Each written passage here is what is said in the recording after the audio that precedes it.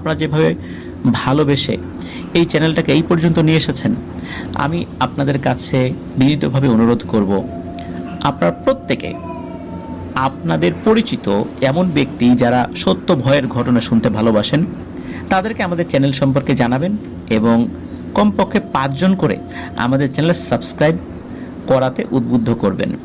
আমাদের চ্যানেলে যদি সাবস্ক্রাইবার সংখ্যা বাড়ে তাহলে আমরা আরও অনেক অনেক সত্য ভয়ের ঘটনা পাবো তাদের কাছ থেকে, তারাও ঘটনা পাঠাবেন। তাহলে আপনাদের সামনেও আমরা এরকম আরও অসংখ্য স্পেশাল এপিসোড নিয়ে হাজির হতে পারবো। সাধারণ এপিসোড তো রয়েছেই। যদি আমাদের এই চলার পথকে আরও অনেকটা দূর এগিয়ে নিয়ে যেতে হয় তাহলে কিন্তু আপনাদের এই সহযোগিতাটা খুবই খুবই কাম্য। আশা করছি এই সহযোগিতাটা আপনারা সকলেই করবেন। প্রিয় লিসেনার্স, এই ঘটনাটি বলার আগে এই ঘটনাটির মধ্যবর্তী একটি ঘটনা রয়েছে। এই ঘটনাটি আগে বলতে চাই। ঘটনাটি ছোট কিন্তু এটি আগে বলতে চাই, তাহলে আজকের এই ঘটনাটি সম্পর্কে আপনারা আরো ভালোভাবে বুঝতে পারবেন ইনশাল্লাহ। আর এই ঘটনাটার শেষে আমি আরো একটি বিষয়, একটি না কয়েকটি বিষয় বলবো, সেগুলো আপনারা ইনশাল্লাহ মনোযোগ দিয়ে শুনবেন। কারণ এই ঘটনার একটি বড় অংশ জুড়ে এমন একটি ব্যাপার রয়েছে, এটি যে শুধু পশ্চিম আফ্রিকান দেশে বা আফ্রিকান দেশ বা অন্যান্য এলাকায় আমাজন বনাঞ্চলে যে সমস্ত উপজাতি বা ট্রাইবাল যারা রয়েছেন তারা যেটা করেন বিষয়টা এরকম না। একই ধরনের একটি ঘটনা আমি ঢাকার নারায়ণগঞ্জের পানামনগর যেই জায়গাটা আপনারা জানেন যেটা আছে, তো ওইখানেও এরকম একটি ঘটনার সন্ধান আমি পেয়েছিলাম। তো এই বিষয়ে আমি পরবর্তীতে বলবো, ঘটনাটি শেষ করে নিয়ে কেন আমি ওই ঘটনাটি আপনাদের সামনে উপস্থাপন করতে পারিনি এটিও আপনাদের জানার দরকার আছে। কারণ দীর্ঘ 1 বছর ধরে ওই ঘটনাটি সংগ্রহ করার জন্য আমি লেগে থাকার পরেও ঘটনাটি আমি সংগ্রহ করতে কেন পারলাম না এটা আপনাদেরকে ইনশাল্লাহ বলবো। তো শুরু করব ঘটনাটি। আমাদেরকে এই ঘটনাটির মূল যিনি, আমি বলেছি যে জনের পরিবারের সাথে ঘটনাটি ঘটেছিল। তো জন শুরুতে একটি ছোট ঘটনা বলেছিল, সেটি দিয়ে মূল ঘটনাতে যাব ইনশাল্লাহ। তো চলুন প্রিয় লিসেনার্স, শুরু করছি। তো এই ঘটনা যখন কথা হলো, হঠাৎ করে বিশ্বাস করতে তো কষ্ট হচ্ছিল, তখন মূলত জন এই বিষয়টা বলে যে তাদের এলাকায় একবার কি হলো, একজন লোক হারিয়ে গেল। মূলত সে নদীর ধারে একটি কাজে গিয়েছিল আর ফেরেনি সেখান থেকে। এরপর ওখানে থাকা ওই পরিবারের লোকজনরা একজন ট্রাইবাল মানে আদিবাসী কবিরাজকে ডাকেন। তো তার সাথে আরো 2 জন সাগরেদ আসেন আর কি, মানে শিষ্য আসেন। তো ওই কবিরাজ যেটা করে সেটা হচ্ছে প্রথমে ঘটনাটির বিস্তারিত উনি শোনে, শোনার পর পরিবারের কাছ থেকে আরো কিছু তথ্য নেয়, আরো তাদের যেই বিষয় জানা দরকার ছিল আর কি। এরপর উনি বলেন ঠিক আছে আমি খোঁজ করে দেখি কোনো সন্ধান পাওয়া যায় কিনা। এরপর কি করে, ওনার এক শিষ্যকে বলেন যে তুমি মাটিতে শুয়ে পড়ো, চোখ বন্ধ করে থাকো। ওই শিষ্য সেটাই করেন, মানে সাগরেদ সেটাই করেন। এরপর উনি কি করে, ওনার মতো করে বিভিন্ন মন্ত্র আওড়াতে থাকে। এইভাবে মন্ত্র পড়তে পড়তে পড়তে পড়তে কি হয়, ওই শিষ্যটা গভীর ঘুমে ঘুমিয়ে যায়। তো কবিরাজ কিন্তু চোখ বুজে বিড়বিড় করে তার মন্ত্র বলেই যাচ্ছেন। আর ওই যে তার যে শিষ্য, সে একদম মরা মানুষের মতো ঘুমাচ্ছে, মানে একদম নড়াচড়া নাই, একটু নড়বে যে না তাও নাই, একদম এমন ভাবে শুয়ে আছে মনে হচ্ছে মারাই গেছে। আসলে তার শ্বাস প্রশ্বাস চলছিল। এইভাবে প্রায় 1 ঘন্টা পার হয়ে যায় প্রায়। এরপর কি হয়, ওই শিষ্য ঘুম থেকে জেগে ওঠে। তখন ওই শিষ্য ওই কবিরাজের সাথে কিছু কথা বলে।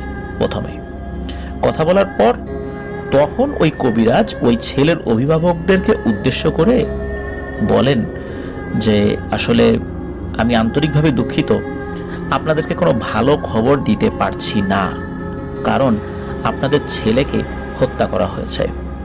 তার মাথা কাটাবিহীন লাশ আপনারা পাবেন অমুক একটা জায়গায়, মানে একটা জায়গার নাম বলেছিল আর কি, ওই এলাকার থেকে বেশ দূরে একটা জায়গা। তো কবিরা যেটাও বলে দিয়েছিল যে ওই লাশটা কিভাবে আছে এবং ওই জায়গার ঠিক কোথায় গেলে ওই লাশটাকে পাওয়া যাবে এবং কি উদ্দেশ্যে হত্যা করা হয়েছে সেটাও বলেন। তখন ওই পরিবারের লোকজন জিজ্ঞেস করে যে কারা মূলত আমার ছেলেটাকে মারলো, তুমি কিছু জানো? তখন ওই কবিরাজ বলে যে অন্য কিছু কবিরাজ, তারা তাদের কালো জাদুর চর্চার জন্য মূলত ওই ছেলেটাকে হত্যা করে মাথাটা নিয়ে গেছে। মূলত আফ্রিকা মহাদেশে এইভাবে মানুষকে ধরে মাথা কেটে নিয়ে যাওয়া এটা কিন্তু হামেশাই হয়। মূলত এই মানুষের মাথা দিয়ে, মানে একদম জীবিত অবস্থায় কেটে ফেলা মাথা দিয়ে কালো জাদুর চর্চা কিন্তু আফ্রিকাতে এটা বেশ প্রচলিত একটা ভয়ঙ্কর পদ্ধতি। এমনকি টাকার লোভে কিছু জঘন্য মনুষ্যরূপী শয়তানেরা মানুষকে এভাবে হত্যা করে মাথাগুলো বিভিন্ন কবিরাজের কাছে বিক্রি করে দেন। এটা দিয়ে অনেক ভয়ানক ভয়ানক কালো জাদু করা সম্ভব হয়। ব্ল্যাক ম্যাজিকের কিন্তু মার্কেট রয়েছে, বিশেষ করে টোগার রাজধানী যে লোমে আছে সেখানে কিন্তু পৃথিবীর সবচেয়ে বড় ব্ল্যাক ম্যাজিকের মার্কেট রয়েছে। সেখানে বিভিন্ন ধরনের ব্ল্যাক ম্যাজিকের সরঞ্জামাদি বিক্রি করা হয়। বিশেষ করে নাকি ছোট বাচ্চাদের মাথার মূল্য অনেক বেশি হয়ে থাকে। যাই হোক, এই ভয়ানক বিষয় নিয়ে আমরা কথা না আগাই। মূলত এই ছোট ঘটনাটি বলার পিছনে কারণ রয়েছে। কারণ হচ্ছে তার ওই শিষ্য ঘুমিয়ে গেল, ঘুমিয়ে যাওয়ার পর সে কিভাবে দেখে আসলো। আর দ্বিতীয় কথা হচ্ছে মানুষের কাটা মাথা দিয়ে ব্ল্যাক ম্যাজিক যে করা হয়, এই যে দুটো বিষয়, এই দুটো বিষয়ই আমাদের মূল ঘটনার ভেতরে রয়েছে। তো চলুন এবার মূল ঘটনাতে চলে যাই, তাহলেই বুঝতে পারবেন কেন এই ছোট ঘটনাটি বলে এই মূল ঘটনাটি শুরু করতে যাচ্ছি। তো এই যে জন, ওনার বর্তমান বয়স কিন্তু 50+। ওনার বাড়ি নাইজেরিয়ার দক্ষিণ পশ্চিম অঞ্চলের ওয়ো স্টেটের একটি গ্রামে। ওনারা মূলত ক্রিশ্চিয়ান পরিবার। ওখানে কিন্তু মুসলিম, ক্রিশ্চিয়ান এবং অনেক আদিবাসী রয়েছে। আর ওখানে যে আদিবাসী রয়েছে ওদের মধ্যে নাকি 12টারও বেশি রিলিজিয়ন মানে ধর্ম রয়েছে। এই আদিবাসীদের মধ্যে অন্যতম একটি সম্প্রদায় হচ্ছে ইউরুবা সম্প্রদায়। নাইজেরিয়াতে অনেক প্রাচীনকাল থেকে কিন্তু কালো জাদুর অনেক চর্চা চলে আসছে। তো ইউরুবা সম্প্রদায়ের লোকেরা কালো জাদুতে নাকি অত্যন্ত পারদর্শী। এটা তাদের ধর্মীয় নাকি একটা ট্র্যাডিশন, তাদের ধর্মটাই এমন। তাদের ধর্মে ব্ল্যাক ম্যাজিকটা অ্যালাউড। আর আদিবাসী বলতে তারা যে পাহাড় পর্বত জঙ্গলে থাকে বিষয়টা এরকম না। এরা আমাদের মতো লোকালয়ে থাকে, তারাও আমাদের মতোই এরকম অট্টালিকায় বসবাস করে। তবে হ্যাঁ, তারা আলাদা এবং একত্রে থাকতে পছন্দ করে। আলাদা বলতে তাদের যে ট্রাইব বা তাদের যে গোত্রটা রয়েছে ওরা ওদের মতো করে থাকে আর কি। ওদের গোত্রের মধ্যে অন্য কোনো গোত্রের লোকজন থাকে না বা সাধারণ লোকজন ওরকম থাকে না। তো আফ্রিকাতে কিন্তু অনেক বন্য আদিবাসী রয়েছে যারা লোকালয়ে থাকে না। তাদের ভেতরে আর এই আদিবাসীদের ভিতরে কিন্তু অনেক পার্থক্য রয়েছে। এই আদিবাসীরা কিন্তু অনেক শিক্ষিত, খুবই এডুকেটেড। এরকম লোকও অনেক পাওয়া যাবে যারা ডাক্তার হয়েছেন বা অন্যান্য প্রফেশন বা ভালো ভালো জায়গায় লেখাপড়া করে গিয়েছেন, কিন্তু তারা কিন্তু ওই ধর্মীয়ভাবে ব্ল্যাক ম্যাজিকের চর্চাটা করতেই থাকেন। এটা তাদের ধর্মে অ্যালাউড আর কি, যেটা বললাম আর কি। তো ওনাদের যে রাজ্য, সেই রাজ্যে সবচেয়ে বেশি আদিবাসী যারা রয়েছেন তাদের মধ্যে ইউরুবা সম্প্রদায়রাই মূলত সংখ্যাগুরু, মানে ওরাই সবচেয়ে বেশি। তো ইউরোপীয় সম্প্রদায়ের লোকেরা জাদুবিদ্যায় অনেক পারদর্শী। তারা ভয়ঙ্কর জাদুর চর্চাগুলো করে থাকে যেটা নাকি আমরা কল্পনাও করতে পারি না। আর এদের মনে দয়া মায়াও খুব কম থাকে, যেটা আমরা এই ঘটনার মধ্যেই জানবো। ইউরোপীয়দের কাছে কালো জাদুর প্রাচীন নাকি বই রয়েছে, আর এটা ওদের ভাষায় লেখা। ইউরোপীয়দের কিন্তু আলাদা ভাষা রয়েছে। শুধু ইউরোপা নয়, নাইজেরিয়াতে কালো জাদুর চর্চাগুলো আদিবাসীরা অনেক বেশি করে থাকে। তো ওখানে থাকা মুসলিম এবং ক্রিশ্চিয়ান যারা রয়েছেন তারা কিন্তু এই আদিবাসীদের মতো জাদু টোনার চর্চা করে না। আর মুসলিম এবং ক্রিশ্চিয়ানরা জাদু টোনার চর্চা যদি কেউ করেও থাকে, এটা নাকি আদিবাসীরা পছন্দও করে না। আর আদিবাসীদের অনেক ধর্মীয় উৎসবগুলো ব্ল্যাক ম্যাজিকের মাধ্যমে করা হয়ে থাকে। ইউরোপা সম্প্রদায়ের অনেক লোক তাদের নিজের জীবন বিসর্জন দিয়ে দেয় শুধু নিজের গোত্র এবং সম্প্রদায়কে বিপদ ও অভিশাপ মুক্ত করার জন্য। কেউ কেউ নিজের জীবন বিসর্জন দিয়েছে, এমন কঠিন সাধনাও কিন্তু নাকি সেখানে করে। এটা তাদের ধর্ম এবং সম্প্রদায়ের মানুষ খুব ভালোই জানে। তবে মূল বিষয় হচ্ছে মানুষ এই জাদুবিদ্যার উপরে কতটা বিশ্বাস ও আস্থা রাখলে স্বেচ্ছায় নিজের জীবন বিসর্জন দিতে পারে, ঢাক ঢোল পিটিয়ে বলতে পারে আমাকে বলি দাও, আমাকে বলি দাও, আর তোমরা মুক্ত হয়ে যাও। হ্যাঁ, ইউরোপা সম্প্রদায়ের লোকরাই এটা করে। দুবাইতে কিছু আফ্রিকান মানুষ পাওয়া যায় যাদের মাথায় লম্বা চুল এবং জট হয়ে গেছে, হাতে পায়ে গলায় বিভিন্ন পুঁথি এবং পাথরের মালা পরে থাকে। মূলত এরা আদিবাসী। তো আমরা মূল ঘটনাতে যাওয়ার আগে যে কথাগুলো বলছি এটাও কিন্তু মূল ঘটনারই অংশ। তো দুবাইতে মানুষ তাদের দৈনন্দিন প্রয়োজনে, বিশেষ করে এই আফ্রিকান যারা আছে, এরাও নাকি খুব গোপনে জাদুবিদ্যার আশ্রয় নিয়ে থাকে। তবে এগুলো কারো ক্ষতির উদ্দেশ্য করে বিষয়টা এরকম না, তাদের ব্যবসার উন্নতি, চাকরি, ভালোবাসা স্থাপনের জন্য, সংসারের সুখ শান্তি ফিরে পাওয়ার জন্য, এই জন্য নাকি করে থাকেন দুবাইতে আসার পরেও। তো ওরা কালো জাদুটা ওদের নিজেদের ভালোর জন্য ব্যবহার করার চেষ্টা করে আর কি। এখন কথা হলো যে আমরা আমাদের যে ঘটনাটি বলবো, এই ঘটনাটি সম্পর্কে এতগুলো কথা এই কারণে বলতে হয়েছে, তা না হলে অনেক প্রশ্ন আপনাদের মনে উদিত হবে এবং ঘটনাটা বলার সময় উদিত হবে। এই যে জন, ওনার যে দাদুর ছিল, ওনার দাদুরা ছিল 4 ভাই এবং 2 বোন, আর জনের দাদু হচ্ছে 3 নম্বর। ওনাদের পরিবারে ওনার ওনার বাবা মানে জনের বাবা আর তার 3 ভাই এবং 4 বোন মিলিয়ে বিশাল এক পরিবার ছিল। তো ওনার বাবা ছিল মেজো, মানে জনের বাবা মেজো, আর ওনার ভাই বোনদের মধ্যে আবার এই জন আবার মেজো, আর ওনারাও 7 ভাই বোন। ওনার অন্যান্য দাদুদেরও বেশ বড় পরিবার, সবার পরিবার মিলিয়ে 15 থেকে 20 জন করে সদস্য। সবার তো পরিচয় দেওয়া সম্ভব না, তবে ঘটনার সাথে যারা জড়িত তাদের কথাই জন বলেছেন। তো ওনার দাদাদের অনেক ধন সম্পদ, এবং ওই অঞ্চলে সবচেয়ে ধনী ব্যক্তিদের ভিতরে এই জনদের দাদা ছিল সবার উপরে। দাদাদের এত অর্থ থাকার কারণে অনেক মানুষের লোভ ছিল কিন্তু ওনাদের এই অর্থ সম্পত্তির উপরে। তো মানুষের এমন লোভ লালসার হাত থেকে নিজের অর্জিত সম্পদ বাঁচানোর জন্য এবং নিজে বাঁচার জন্য এই জনের ছোট দাদু কিছু জাদুবিদ্যার চর্চা শুরু করেন, যাতে কেউ দাদুর ক্ষতি করতে না পারে। এখন মুসলিম এবং খ্রিস্টিয়ানরা সাধারণত জাদু চর্চা করে না ওখানে, কিন্তু যদি কেউ করে এবং এটা যদি ইউরোপারা জানতে পারে তাহলে কিন্তু ভয়ানক দ্বন্দ্বের সৃষ্টি হতো। আদিবাসীদের অভিযোগ ছিল এটা তাদের কাজ, আর এই কাজগুলো তারাই করবে। যেমন একজন মুসলিম ব্যক্তি মসজিদের ইমাম হওয়ার অধিকার রাখেন, অন্য ধর্মের লোক মসজিদের ইমাম হওয়ার অধিকার রাখেন না। ঠিক একজন খ্রিস্টিয়ান ব্যক্তির মধ্য থেকে কিন্তু গির্জার পাদ্রী হবেন বা ফাদার হবেন, কোনো মুসলিম ব্যক্তি বা কোনো হিন্দু ব্যক্তি সেটা হবেন না। ওরাও ওরকমটাই মনে করে, জাদুবিদ্যা শুধু ইউরোপারাই ওখানে করবে, আদিবাসীরা করবে, অন্য কেউ করবে না। তো যাই হোক, এই ছোট দাদু গোপনে পাশের এলাকার এক কবিরাজের কাছ থেকে হালকা কিছু জাদুবিদ্যা আয়ত্ত করেছেন মাত্র, মানে একদম ইনিশিয়াল লেভেল, মানে শুরু, ওটা জটিল কোনো পর্যায়েও যায় নাই। কিন্তু এই ব্যাপারগুলো আর গোপন থাকেনি। একসময় কথাগুলো আদিবাসীরা জানতে পারে, আর তৎকালীন মানুষ আলাদা আলাদা গোত্রে একসাথে বসবাস করত। এই ঘটনা কিন্তু আজ থেকে আরো প্রায় 60-70 বছর আগের কথা, 50-এর দশক বা 60-এর দশক, এরকম একটা সময় হবে আর কি। তো ওই আদিবাসীদের ভেতরে ইউরোপারা ছিল যেহেতু সবচেয়ে বেশি, আর প্রত্যেকটা গোত্রে একজন করে সর্দার থাকতো। তো এক সময় ওই কাছাকাছি যেই গোত্রটা ছিল, যেই গোত্রের কাছাকাছি এই জনদের দাদারা বসবাস করত, তো এই একসময় এই সর্দারের কানেও এই কথাটা চলে যায় যে এই জনের ছোট দাদু কালো জাদুর চর্চা শুরু করেছেন। কিন্তু কি জন্য করেন সেটা তিনি জানতেন না, যে আসলে তার চর্চা করার কারণটা কি। যেহেতু জানতেন না, তো উনি চিন্তা করেছিলেন যে নিশ্চয়ই আমাদের প্রতিদ্বন্দ্বী হিসাবে নিজেকে সে প্রস্তুত করছে। এই সমস্ত চিন্তা করে উনি রেগে গিয়েছেন, কারণ এটা তাদের পেশা। তখন সর্দার কি করেছেন, এই জনের দাদুর কাছে এসেছেন। তিনি বলেন যে আমরা সবার কল্যাণে কাজ করি, আমরা জাদুটোনা করি কারো ক্ষতি করার জন্য না, যদিও ক্ষতি করার পদ্ধতি আমরা জানি, কিন্তু এগুলো আমাদেরই কাজ। আপনাদের বাইবেল যেমন আমরা পড়তে পারি না, মুসলিমদের কোরআন আমরা পড়তে পারি না, ঠিক তেমনি আপনারাও এই কালো জাদু করতে পারেন না।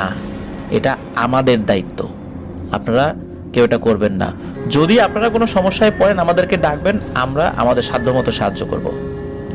সুতরাং আপনাদের মধ্যে যারা এটা করছেন, ভালোই ভালোই এই চর্চা ছেড়ে দিন। আপনারা যদি এটা করেন তাহলে আমাদের অসম্মান হয়, এটা আমাদের পেশা, আপনাদের না। তখন ওই ছোট দাদু বলে ওঠেন যে আমি কি কারো ক্ষতি করার জন্য শিখছি? আমি তো আমার নিজের জন্য শিখছি। আমার তো কোনো ইচ্ছা নেই এটাকে পেশা হিসাবে ব্যবহার করা। আপনারা যেভাবে পেশা হিসাবে এটা ব্যবহার করেন, টাকা পয়সা উপার্জন করেন, আপনি নিশ্চিত থাকুন আমি এটাকে পেশা হিসাবে ব্যবহার করব না। আমি নিজের সেফটির জন্য, নিরাপত্তার জন্য ব্যবহার করব। আপনি তো জানেন যে আমার অনেক সম্পত্তি আছে, আর আপনি এটাও জানেন যে জাদুটোনা করে মানুষের সম্পত্তি হাতিয়ে নেওয়ার ঘটনা আমাদের এখানে কিন্তু হরহামেশাই ঘটছে। সুতরাং আমাকে আমার কাজ করতে দিন, আপনারা এখন আসতে পারেন, মানে আপনারা এখন যান। তো ওনাদের এই কথাবার্তা কিন্তু স্থানীয় ভাষায় হচ্ছিল, প্রিয় লিসেনার্স, আমরা বাংলায় বলছি আর কি। তো যাই হোক, দাদুর এমন কথা শুনে ওই আদিবাসী সর্দার অনেক অপমানিত হয়, যে আমাকে বলছে যে আপনারা এখন আসেন, মানে যান। তো এইটা তো একটা সর্দারের শোনা মানে একটা চরম অপমান। তখন সর্দার বলে ওঠে যে আমি হচ্ছি সর্দার, এই অঞ্চলের প্রধান কবিরাজও আমি, অথচ আপনি আমাকে বলছেন যে আপনার সম্পত্তি জাদু করে হাতিয়ে নেওয়া হবে, আর এই কাজগুলো যেহেতু আমরা করি, সুতরাং আপনি কিন্তু আমাকে বলছেন যে আমরা আপনার সম্পত্তি জাদু করে হাতিয়ে নেব। আপনি তো এই কথাগুলো আমাকে শোনানো মানে আমাকে খুব অপমান করলেন। তখন আবার ছোট দাদু বলেন, আমি তো আপনাকে উদ্দেশ্য করে কিছু বলি নাই, আপনি ভালো, কিন্তু আপনার গোত্রের সবাইকে ভালো, আপনার গোত্রের অন্যরা কি জাদুটোনা জানে না? তখন তারা যদি আমার সাথে কিছু করে তখন আমি কি করবো? আর তখন কি আপনি তাদের বিপরীতে কোনো কাজ করতে চাইবেন? আপনি তো আপনার গোত্রের টানবেন, তাদের পক্ষ নেবেন। তো এই সমস্ত কথাবার্তা এই ছোট দাদু আর আদিবাসী সম্প্রদায়ের ওই সর্দারের মধ্যে তর্ক বিতর্ক হতে থাকে। একটা সময় কি হয়, একদম হাতাহাতির পর্যায়ে চলে যায়। চেঁচামেচি শুনে এই যে জনের বাবা, চাচারা এবং অন্যান্য যুবক সদস্যরা চলে আসে, আর এই ছোট দাদুর গায়ে হাত তুলেছে দেখে এই সর্দার প্রধান, মানে এই যে সর্দারকে, ওনারাও বেধড়ক মারপিট করেন। আর এইখান থেকে শুরু হয় এই ইউরোবাদের সাথে এই জনদের, এই ক্রিশ্চিয়ান পরিবারের ভয়ানক এক দ্বন্দ্ব। মূলত সূত্রপাতটা এইভাবেই হয়েছিল। আরো ব্যাপার আছে, ঘটনার বিভিন্ন পর্যায়ে আমরা জানবো ইনশাল্লাহ। তো এটা ছিল ঘটনার শুরু মাত্র। তো ঘটনার দ্বিতীয় অংশ, চলুন যাই। এই যে সর্দার, উনি তো মার খেয়ে চলে গেলেন, আর যাবার সময় বলে গেলেন কাজটা ভালো হলো না, সবাইকে পস্তাতে হবে। সর্দারকে মারা ঠিক 2 দিন পর রাতের বেলা যে যার মতো ঘুমিয়ে পড়েছেন। সকালবেলা বাড়ির সব মহিলা সদস্যরা ঘুম থেকে ওঠে, ওনারাই সাধারণত আগে ওঠে, ওইখানে মহিলারা ঘুম থেকে ওঠে আর কি আগে, পুরুষদের আগে। তো যে যার স্বামী বা ভাই সন্তানদেরকে ডাকছে ঘুম থেকে জাগানোর জন্য। কিন্তু আশ্চর্যজনক হলেও সেদিন কারো ঘুম ভাঙে না। মানে হচ্ছে ওনাদের পরিবারের যত পুরুষ সদস্য ছিল কাউকে ঘুম থেকে ডেকে তোলা যাচ্ছিল না। বাড়ির প্রতিটা মহিলা সদস্য তো ভীষণ চিন্তায় পড়ে যায়, কি হলো, কারো ঘুম ভাঙে না কেন? তারা সবার পালস চেক করে দেখে যে না, শ্বাস তো নিচ্ছে কিন্তু ঘুম ভাঙছে না। তারা মাথায় পানি ঢেলে বিভিন্নভাবে জ্ঞান ফেরানোর চেষ্টা করে, কিন্তু না, কিছুতেই তো জ্ঞান ফিরছে না। তখন তো শুরু হয় মহিলাদের কান্নাকাটি আর চিৎকার করে বিলাপ করে, মানে চেঁচামেচি। তো তারা খোঁজ নিয়ে দেখে এই জনদের গোত্রের প্রায় 120 বা তারও বেশি পুরুষ সদস্য একই রকম সমস্যায় পড়ে গেছে, যেটাকে মেডিকেল সায়েন্সে কোমায় চলে যাওয়া বলে। এরকম কোমায় চলে গেছে, পালস আছে, ঘুমাচ্ছে, কিন্তু কোনো সেন্স নাই। তো এর ভিতরে কিন্তু জনের বাবা, চাচা, দাদুরা সবাই ছিল, সবাই যুবক অথবা বুড়ো। অদ্ভুত ব্যাপার হলো, ওনাদের পরিবারের ছোট বাচ্চারা যারা আছে আর কি, পুরুষরা, ছেলে, এদের কিন্তু কারো কোনো সমস্যা হয়নি। শুধু যুবক অথবা বুড়ো মানুষ যারা রয়েছেন তাদের সাথে এই ধরনের ঘটনা ঘটেছে। কি একটা অদ্ভুত ব্যাপার, একসাথে এতগুলো মানুষ কোমায় চলে গেল, এটা কি কোনো স্বাভাবিক বিষয়? আসলে সেদিন রাত্রে তাদের সাথে কি হয়েছিল চলুন আমরা জানার চেষ্টা করি। ওনাদের গোত্রের সব নারী সদস্য তো পাগল প্রায় তখন। আপনারাই ভাবুন, আজ থেকে প্রায় 50 বছরেরও আগে চিকিৎসা পদ্ধতি কি এত উন্নত ছিল? আফ্রিকান দেশগুলোতে তো এমনিতেও উন্নত এখনো না, আর আরো 50 বছর আগের কথা তো চিন্তাই করতে পারেন যে কি কেমন অবস্থা ছিল। তবুও যেটা ছিল সেটার মতো করেই, মানে সেটা দিয়েই ওনারা যে যার মতো ডাক্তার দেখানো শুরু করলেন, কবিরাজ দেখানো শুরু করলেন, কিন্তু না, কোনোভাবেই কোনো কিছুই হয় না, কোনো লাভ হয় না। শেষমেশ কোনো উপায়ন্তর না দেখে মহিলারা নিজেদের মধ্যে কথা বলে সিদ্ধান্ত নিলেন যে আমাদের আর কারো কাছে গিয়ে লাভ নাই, আমাদেরকে সেই আদিবাসী সর্দারের কাছেই যেতে হবে, তার কাছে গিয়েই এই সমস্যার সমাধানের চেষ্টা করতে হবে। নিশ্চয়ই এই সমস্যার শুরুটা ওনার কাছ থেকেই হয়েছে। তো তার কাছে যাওয়ার পর এই সমস্যার কথা বলেন, তারা কান্নাকাটি করেন, হাতে পায়ে ধরেন। কেউ সর্দার জানিয়ে দেন না, এই সমস্যার সমাধান তার কাছে জানা নাই, আর তিনি এই সমস্ত সমস্যার সৃষ্টিও করেন নাই। তার হাতে পায়ে ধরার পরেও কোনো লাভ হলো না, একরকম নিরাশ হয়ে চলে আসেন বাড়ির সব মহিলারা পরামর্শ করতে থাকেন যে আসলে কি করবেন তারা। এভাবে একদিন কেটে যায়। পরের দিন মহিলারা মিলে স্থানীয় একটা গির্জার ফাদারের কাছে যান। ফাদার সবকিছু শুনে বলেন যে আচ্ছা ঠিক আছে, আমি দেখি কি করা যায়, আমার পরিচিত আরো যারা আছেন এদের সাথে একটু কথা বলি, দেখি ওনারা কি পরামর্শ দেন। তো ফাদার ঘন্টা 3-4 সময় নিয়েছিলেন সবার সাথে যোগাযোগ করার জন্য। তো ফাদার এরপরে ওই গোত্রের এখানে আসেন এবং মহিলাদের সাথে কথা বলেন, এবং উনি যেটা জানান সেটা শুনে তো সবার পিলে চমকে যায়।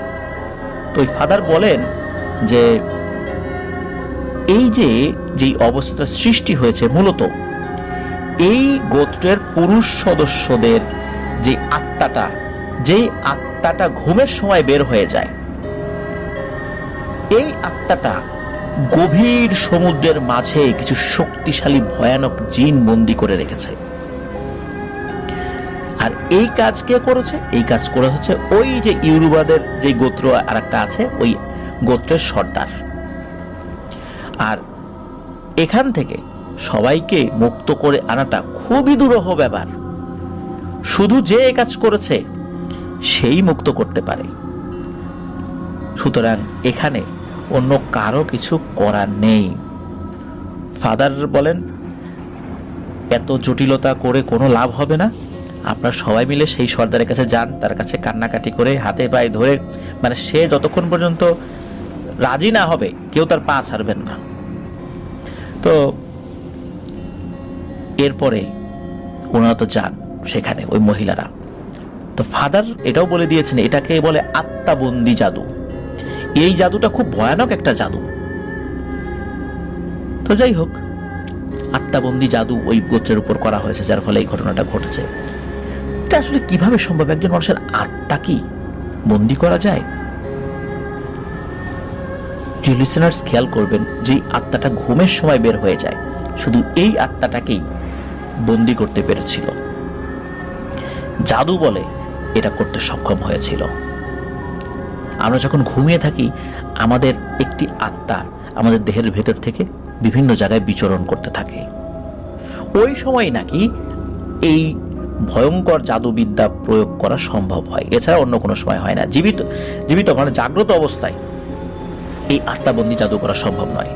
আর ইউরোবাদের সবচেয়ে প্রাচীন জাদুবিদ্যার মধ্যে যে কয়টা রয়েছে, সবচেয়ে ভয়ানক জাদুবিদ্যা এবং অনেক পুরনো, এর মধ্যে এইটা একটা। এটাই যে একটাই তা না, এরকম আরো আছে, কিন্তু এটা অন্যতম।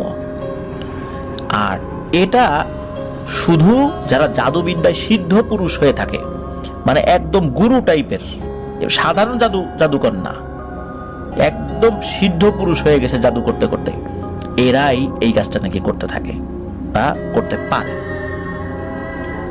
তো চলুন এরপরে কি হলো ঘটনাটা শুনে আসি। তো ফাদার এই সমস্ত কথাগুলো তো বলে গিয়েছেন। তো ফাদার চলে যাওয়ার পর মহিলারা মিলে পরামর্শ করে চিন্তা করেন যে একটাই পথ খোলা, ফাদারের পরামর্শ অনুযায়ী ওই আদিবাসী সর্দারের কাছে গিয়ে আমরা এই সমস্যার সমাধানের চেষ্টা করব। তো মহিলারা দলবদ্ধ হয়ে আবার সেই সর্দারের কাছে যায়। এইবার তো তারা হাও মাও করে কান্না জুড়ে দেয়। আর মহিলারা আর একটা কাজ করেছিল যে সর্দারের যেই ওয়াইফ আছে এর কাছে গিয়েও হাতে পায়ে ধরছে। সর্দার তো কিছুতেই রাজি না। উনি তো প্রথমবার তো স্বীকারই করে নাই যে আমি এটা করছি, পরে স্বীকার করছে যে এটা আমি করছি, কিন্তু উনি রাজি না। বলে না, আমার গোত্রের এতগুলো মানুষের সামনে আমাকে অপমানিত করছে, আমার গায়ে হাত তুলছে, তো এখন আমি যদি ওদেরকে কোনো শাস্তি না দেই তাহলে আমার গোত্রের লোক আমাকে মানবে না, আমি এই শাস্তি দেবই, ওদের আর কোনো মুক্তি নাই। এখন সবাই তো কান্নাকাটি, এমনভাবে কান্নাকাটি জুড়ে দিয়েছে। বিশেষ করে এরপরে ওই ইউরোবা সর্দারের যে স্ত্রী, সে এসে তার স্বামীকে বলছে যে তুমি ছেড়ে দাও, এই এত কঠিন কাজ করো না, ওদেরকে মাফ করে দাও, দেখো না কিরকম কান্নাকাটি করতেছে, আমার তো ভালো লাগতেছে না, মাফ করে দাও। তো এইরকম কান্নাকাটি দেখে ওই সর্দারেরও মন কিছুটা গলে যায়। উনি একটু দ্বিধাগ্রস্ত ছিলেন যে ওনার গোত্রের লোকজন ওনাকে আবার কিছু বলে কিনা। তখন ওরা ওই গোত্রেরও বেশ কয়েকজন মুরব্বী বলছে, আচ্ছা সর্দার যাও, মাফ করে দাও, এবার মতো মাফ করে দাও, বুঝতে পারে নাই, মাফ করে দাও। এই সবাই মিলে যখন সর্দারকে বলছে, আর সর্দারের মনের মধ্যে একটা খচখচানি ছিল ওই গোত্রের লোক কি বল, যখন গোত্রের লোকজনের ভিতরে কয়েকজন বলছে যে মাফ করে দাও, তখন সর্দার বলছে আচ্ছা ঠিক আছে যাও মাফ করে দিলাম। তোমার যেই গোত্রের বেশ করে মহিলাদের যিনি সর্দারনি ছিলেন আর কি, যারা আসছে আর কি, মানে যিনি সবচেয়ে মুরব্বী ছিলেন জনদের ফ্যামিলির, তোমার বলছেন যে ঠিক আছে তোমার গোত্রের সবার আত্মাকে ফিরিয়ে দেওয়ার প্রক্রিয়া আমি শুরু করব, যেটা বন্দি করে রাখা হয়েছে, কিন্তু আমার কয়েকটা শর্ত আছে, শর্তগুলো আগে শুনে নাও। তো শোনার আগেই ওই মহিলারা বলেন আপনার যে কোনো শর্তে আমরা রাজি আছি, আপনি শুধু বলেন, আমাদের এতটুকু বিশ্বাস আছে আপনি এমন কোনো শর্ত বলবেন না যেটা আমরা পালন করতে পারবো না। যেহেতু ওখানে আরো অনেক মহিলারাও ছিলেন, তারাও অনুরোধ করছিলেন ওই গোত্রেরই।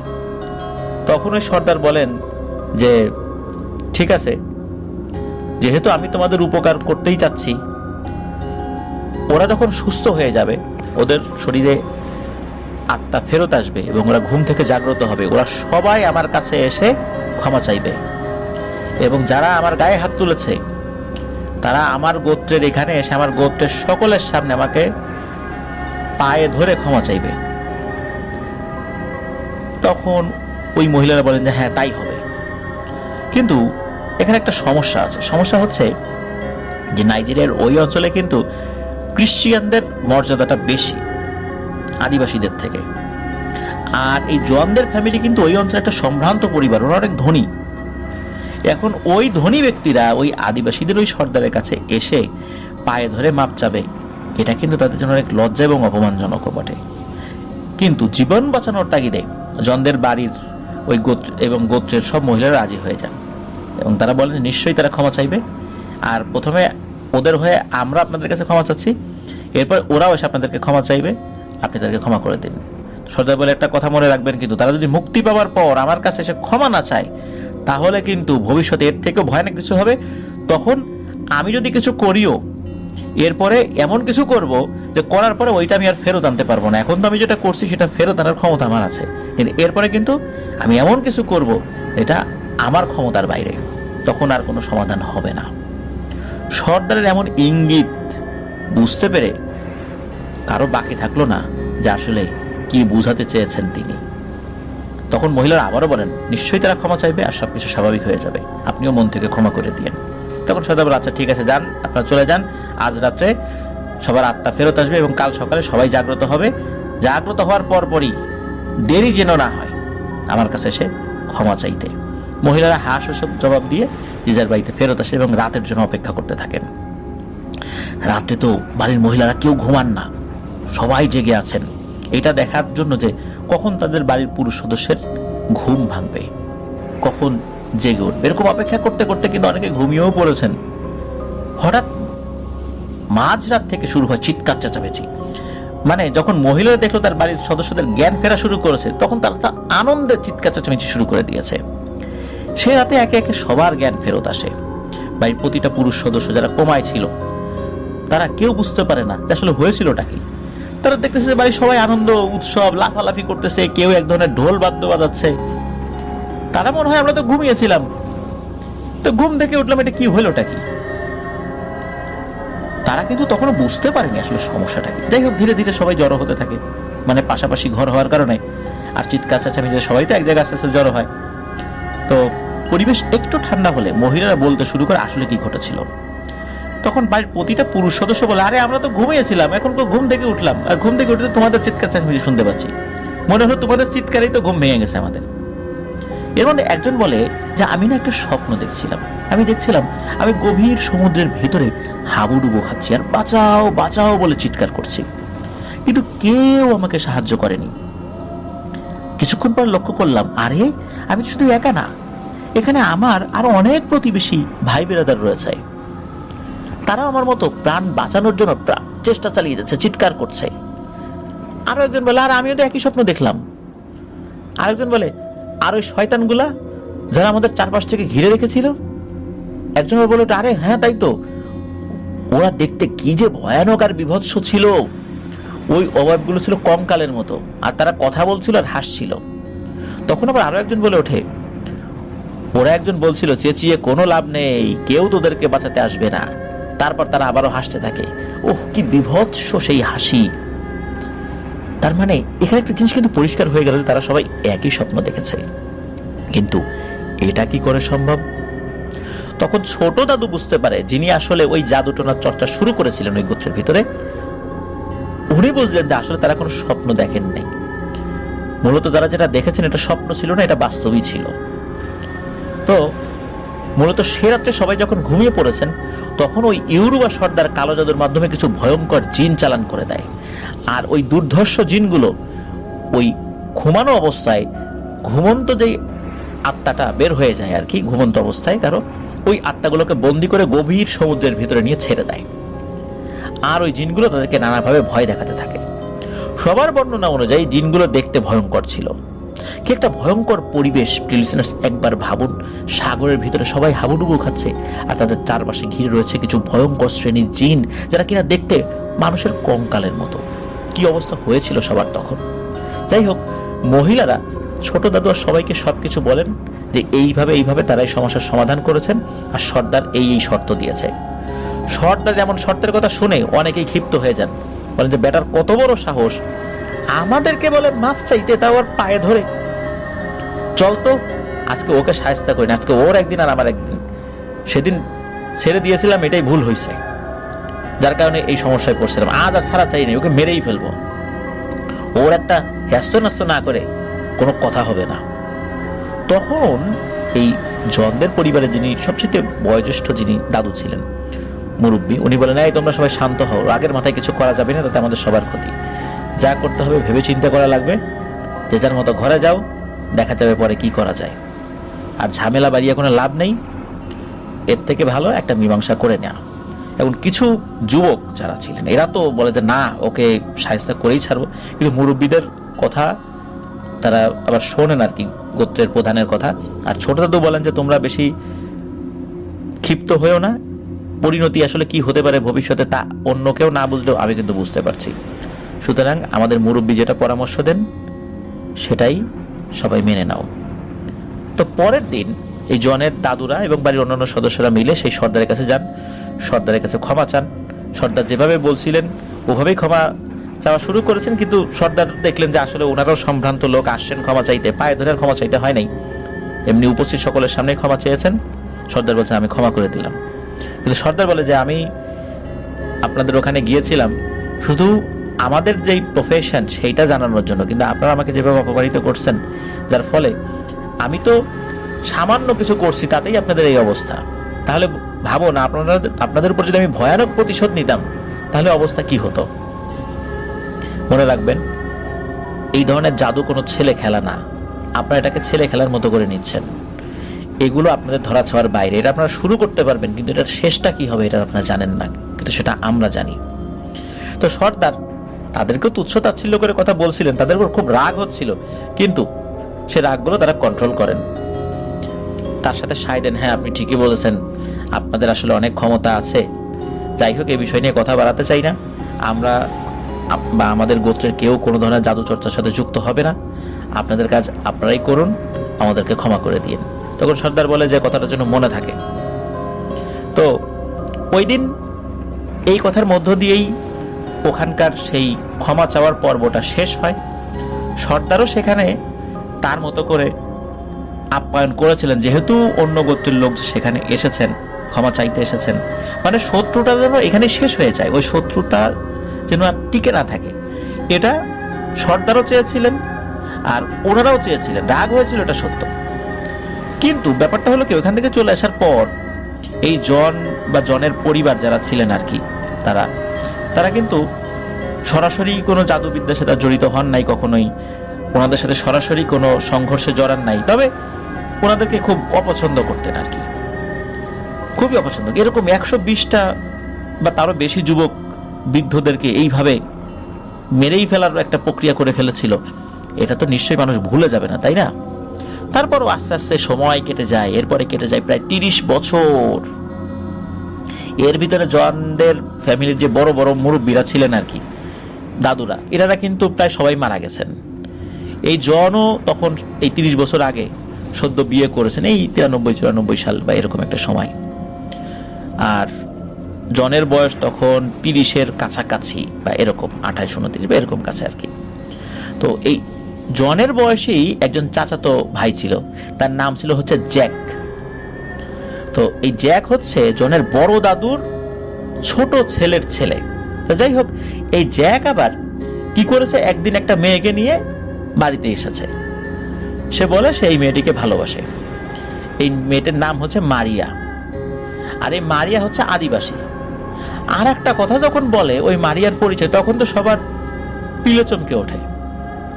এই মারিয়া হচ্ছে ওই যে ইউরুবা সর্দার, যিনি আত্মাবন্দি জাদু করেছিলেন, সেই ইউরুবা সর্দারের নাতনি। আর ওই ইউরুবা সর্দারের ছেলের মেয়ে হচ্ছে এই মারিয়া।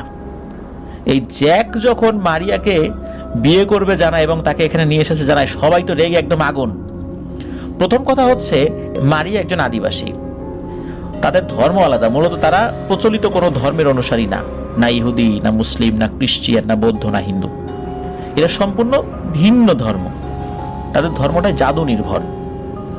আর ওনারা তো খ্রিস্টান তো অবশ্যই, তারা একদম রোমান ক্যাথলিক, তারা তো এই টাইপের জাদুবিদ্যা ওয়ালা কোনো ধর্ম ওনারা তো মেনেই নেবেন না।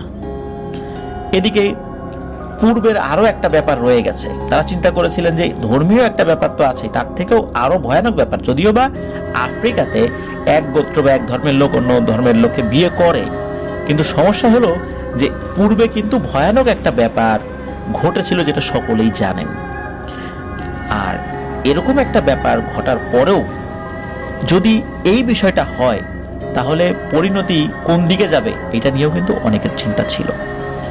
এদিকে জ্যাক জানায়, মারিয়া জানায় যে তারা যদি একে অপরকে বিয়ে করতে না পারে, তাহলে তারা শরীরে তেল ঢেলে আগুন ধরিয়ে আত্মহত্যা করবে।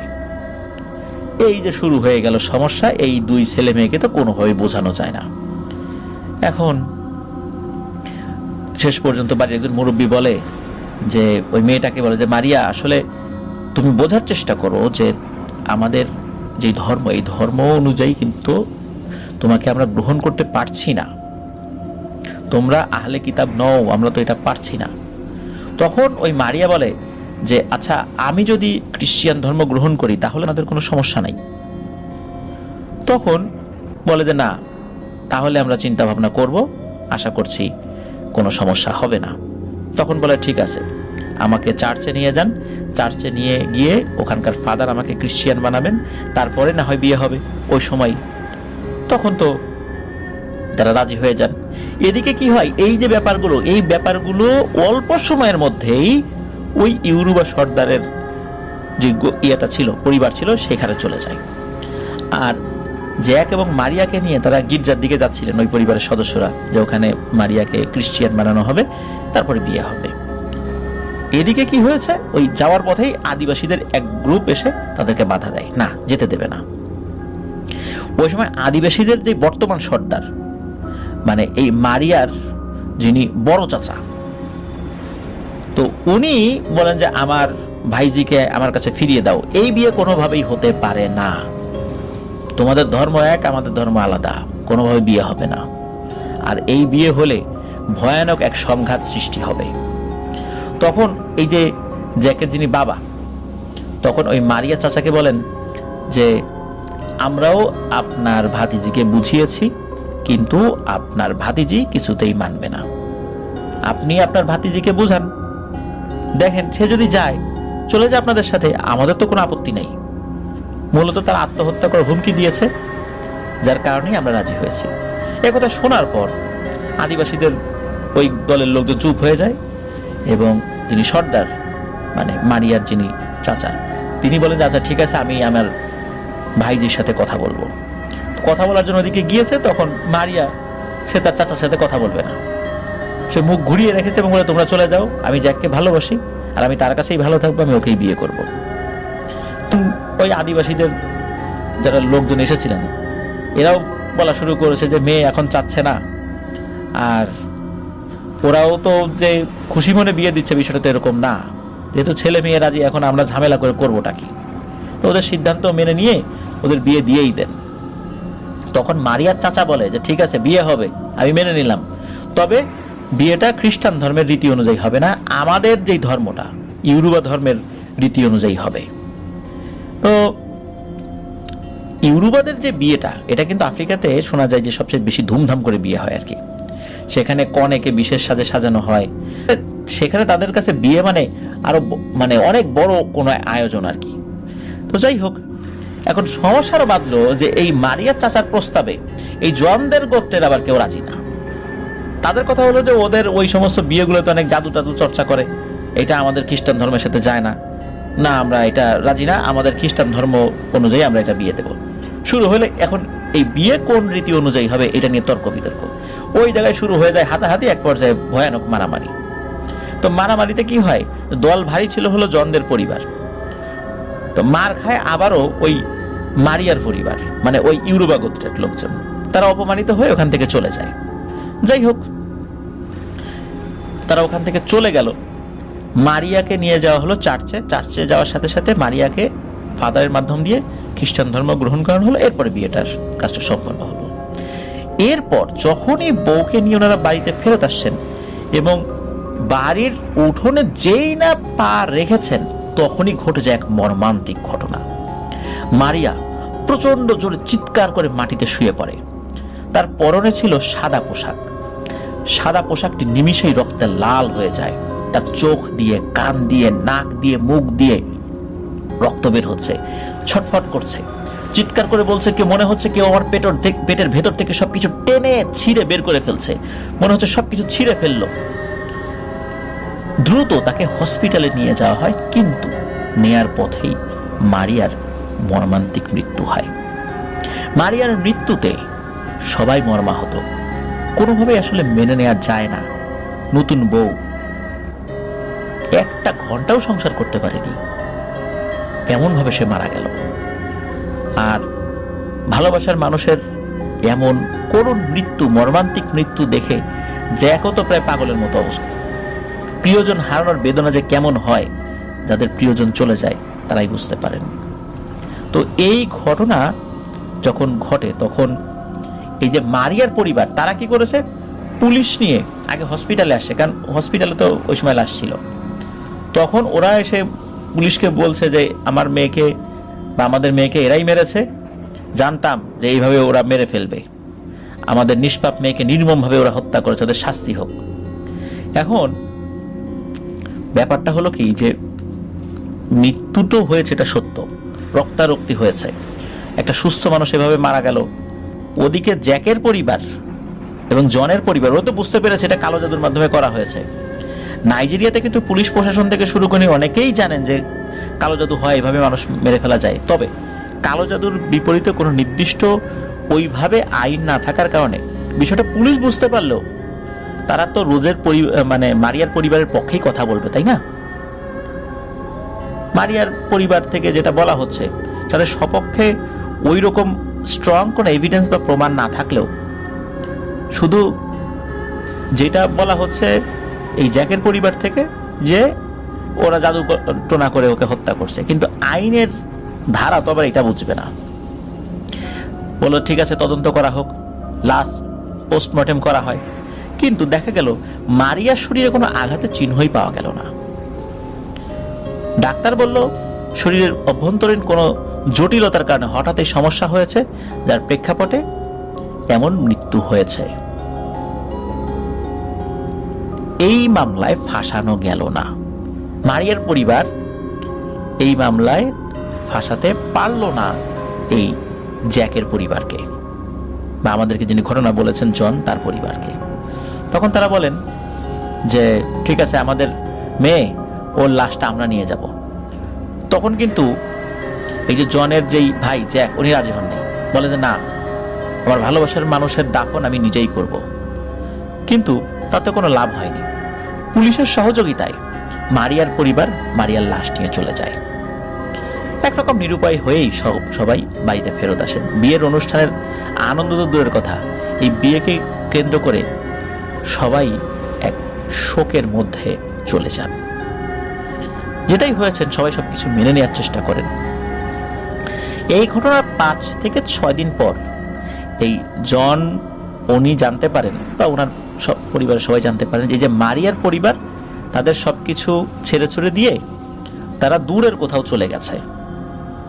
মানে ওই গোত্রের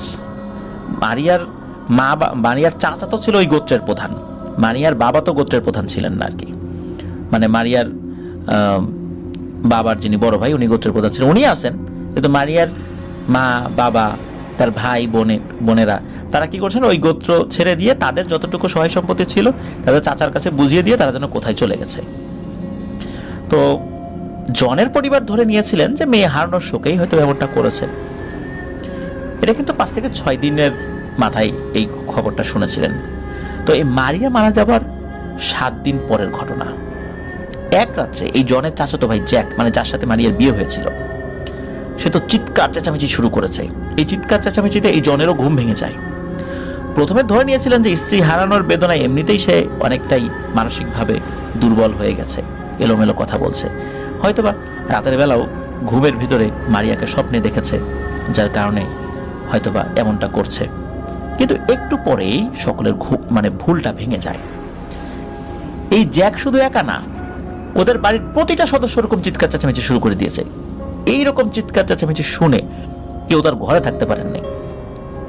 এই জনও দৌড়ে বাইরে বের হন এবং গিয়ে যে দৃশ্যটা দেখেন সেটা দেখে তো উনি হতভম্ব হয়ে যান। উনি দেখেন জ্যাক মাটিতে গড়াগড়ি করছে আর মুখ দিয়ে গল গল করে রক্ত বের হচ্ছে। তো উনি যখন ওকে ধরতে গিয়েছেন এবং ওর কাছে গিয়েছেন, তখন মনে হলো কোনো অদৃশ্য শক্তি এই জনকে ছুঁড়ে দূরে ফেলে দিল। প্রচন্ড ব্যথা নিয়ে নিরুপায় হয়ে কোনো মতে দাঁড়িয়ে দাঁড়িয়ে দেখতে লাগলেন এই করুণ দৃশ্য। জনের আগে যারাই জ্যাককে ধরার চেষ্টা করেছে সবার সাথে নাকি একই ঘটনা ঘটেছে, কেউ তার কাছেই যেতে পারেনি। আর এই জন্য বাড়ির প্রতিটা সদস্য এরকম চিৎকার করছে, কেউ তো কাছে যেতে পারছে না। আরে কি হলো, আমার ছেলের কি হলো, এরকম করে চিৎকার চেঁচামেচি করছিল। ওর মা বাবা বলছে আমার ছেলেকে বাঁচাও, ওর ভাই বোন বলছে আমার ভাইকে বাঁচাও। তো এইভাবে ছটফট করতে করতে জ্যাক একসময় নিস্তেজ হয়ে যায় আর মাটিতে পড়ে থাকে তার নিথর দেহ। জ্যাক মারা গেল, তাকে হাসপাতালে নেওয়ার সুযোগটুকুও কেউ পেল না। কোন একজন কবিরাজ ডেকে যে সমস্যার সমাধান করবেন সেই সুযোগটাও পাওয়া যায়নি। জ্যাকের মৃত্যু কেন হয়েছে, কি জন্য হয়েছে, এটা কিন্তু আর কারো বুঝতে বাকি রইল না। জ্যাকের মৃত্যুর খবর পুরো এলাকায় ছড়িয়ে পড়ল। সবাই বিষয়টা জানতে পেরে বলল এটা নিশ্চয়ই ওই মারিয়ার পরিবারের কাজ, তারা মেয়ে হত্যার প্রতিশোধ নিয়েছে। এদিকে জনের পরিবার এবং গোত্র জুড়ে একটা আতঙ্ক বিরাজ করতে লাগলো, কারণ পরপর 2টি অস্বাভাবিক মৃত্যু। তারপরে যেমন এই যে বর এবং কনে দুজনকেই তো মেরে ফেলা হলো, আর এই বিয়েতে কিন্তু অনেকে জড়িত ছিল। তারপরে ওই সময় বিশেষ করে বিয়েতে যখন যাচ্ছিল গির্জায়, তখন ওইখানে ইউরোবা গোত্রের যিনি বর্তমান সর্দার তার সাথে তো অন্যদের হাতাহাতি হয়েছে, মারামারি হয়েছে। এখন কি পরিণতি হবে সবার, এই টেনশনে সবার অবস্থায় শোচনীয়। সবাই বুঝতে পেরেছিল মারিয়ার পরিবার তাদেরকে ছেড়ে দেবে না, খুব ভয়ঙ্কর কিছু একটা করেই তারা এলাকা ছেড়েছে। যাই হোক, জ্যাকের দেহ কফিনে করে দাফন করা হয়, যেহেতু তার খ্রিস্টান ছিল সেই রীতিনীতি অনুযায়ী দাফন করা হয়েছে। এরপর উপস্থিত সবাই এই জনের চাচা অর্থাৎ জ্যাকের বাবাকে বলে, আপনার ছেলে ও পুত্রবধূ দুজনে তো মারা গেল, আমাদের মনে হয় না এখানে শেষ। খুব শীঘ্রই এর একটা সমাধান না করলে পূর্বের হিসাব অনুযায়ী অর্থাৎ আজ থেকে প্রায় 30 বছর আগে যে ঘটনা ঘটেছিল সেটা আবারও ঘটবে, অর্থাৎ আমাদের সবাইকে একে একে মরতে হবে। তখন অনেকে একই কথা বলে যে আসলেই তো তাই, এরকম সমস্যা সামনের দিকে হতে যাচ্ছে। শুরুতে মারিয়া, এরপরে জ্যাক, এরা দিয়েই আসলে শুরু, শেষ কোথায় হবে বলা যাচ্ছে না। সুতরাং সমস্যার সমাধান করতে হবে। তখন এই জ্যাকের বাবা এবং চাচারা বলেন যে আমরা একজন কবিরাজের সাথে কথা বলে দেখছি বিষয়টা নিয়ে কি করা যায়। এরপর যে যার মতো বিদায় নিয়ে ওই সময়ের মতো চলে যান। তো এই জনের চাচারা একজন কবিরাজকে নিয়েও আসেন। তার কবিরাজি বিদ্যা উনি তো প্রয়োগ করা শুরু করেছেন। একটু পরে কবিরাজের মুখে প্রচন্ড ভয়ের ছাপ দেখতে পাওয়া যায়। আর কবিরাজ বলেন যে আমাকে ক্ষমা করুন, আমি এই সমস্যার সমাধান করতে পারবো না, আমার বিদ্যা দ্বারা এই সমস্যার সমাধান হবে না। এটা আমার ক্ষমতার অনেক বাইরে, আপনারা আরো ভালো কাউকে দেখান। এই বলে কবিরাজ বিদায় নেন। তাকে জিজ্ঞেস করা হয় যে আসলে ঘটনাটা কি, কিছু তো বলবেন, কিছুটা তো বলে যান, কেন সমস্যার সমাধান করা যাবে না, পারবেন না বুঝলাম, কিন্তু হয়েছেটা কি? সে কিছুই না বলে হন হন করে হেঁটে চলে যায়। এরপরেও কিন্তু ওই এলাকায় আরো যে সমস্ত নাম করা কবিরাজ ছিল, যারাও জাদুবিদ্যা কাটানোতে পারদর্শী, জাদুবিদ্যা করাতেও পারদর্শী, এমন অনেককেই কিন্তু ডাকা হয়, কিন্তু প্রত্যেকেই বলে যে না, এই কাজ তাদের পক্ষে সম্ভব না। এদিকে জনের পরিবার কিন্তু জানেন যে এই কাজটা কারা করেছেন, তারপরও মানে কিভাবে এই কাজটা করা হয়েছে এটা ওনারা বুঝতে পারছিলেন না। কারা করেছেন এটা তো জানেনি। আর অনেক জোরাজুরি করার পরে একবার একজন কবিরাজ কিছু বিষয় বলেছিলেন, মানে সামান্য কিছু, তাও সেটা সমাধানের উপযোগী কোনো তথ্য না, মূলত ভয় পাইয়ে দেওয়ার মতো তথ্য। যে কথা বলেছেন তাতে তো ওনাদের গলা শুকিয়ে যায়।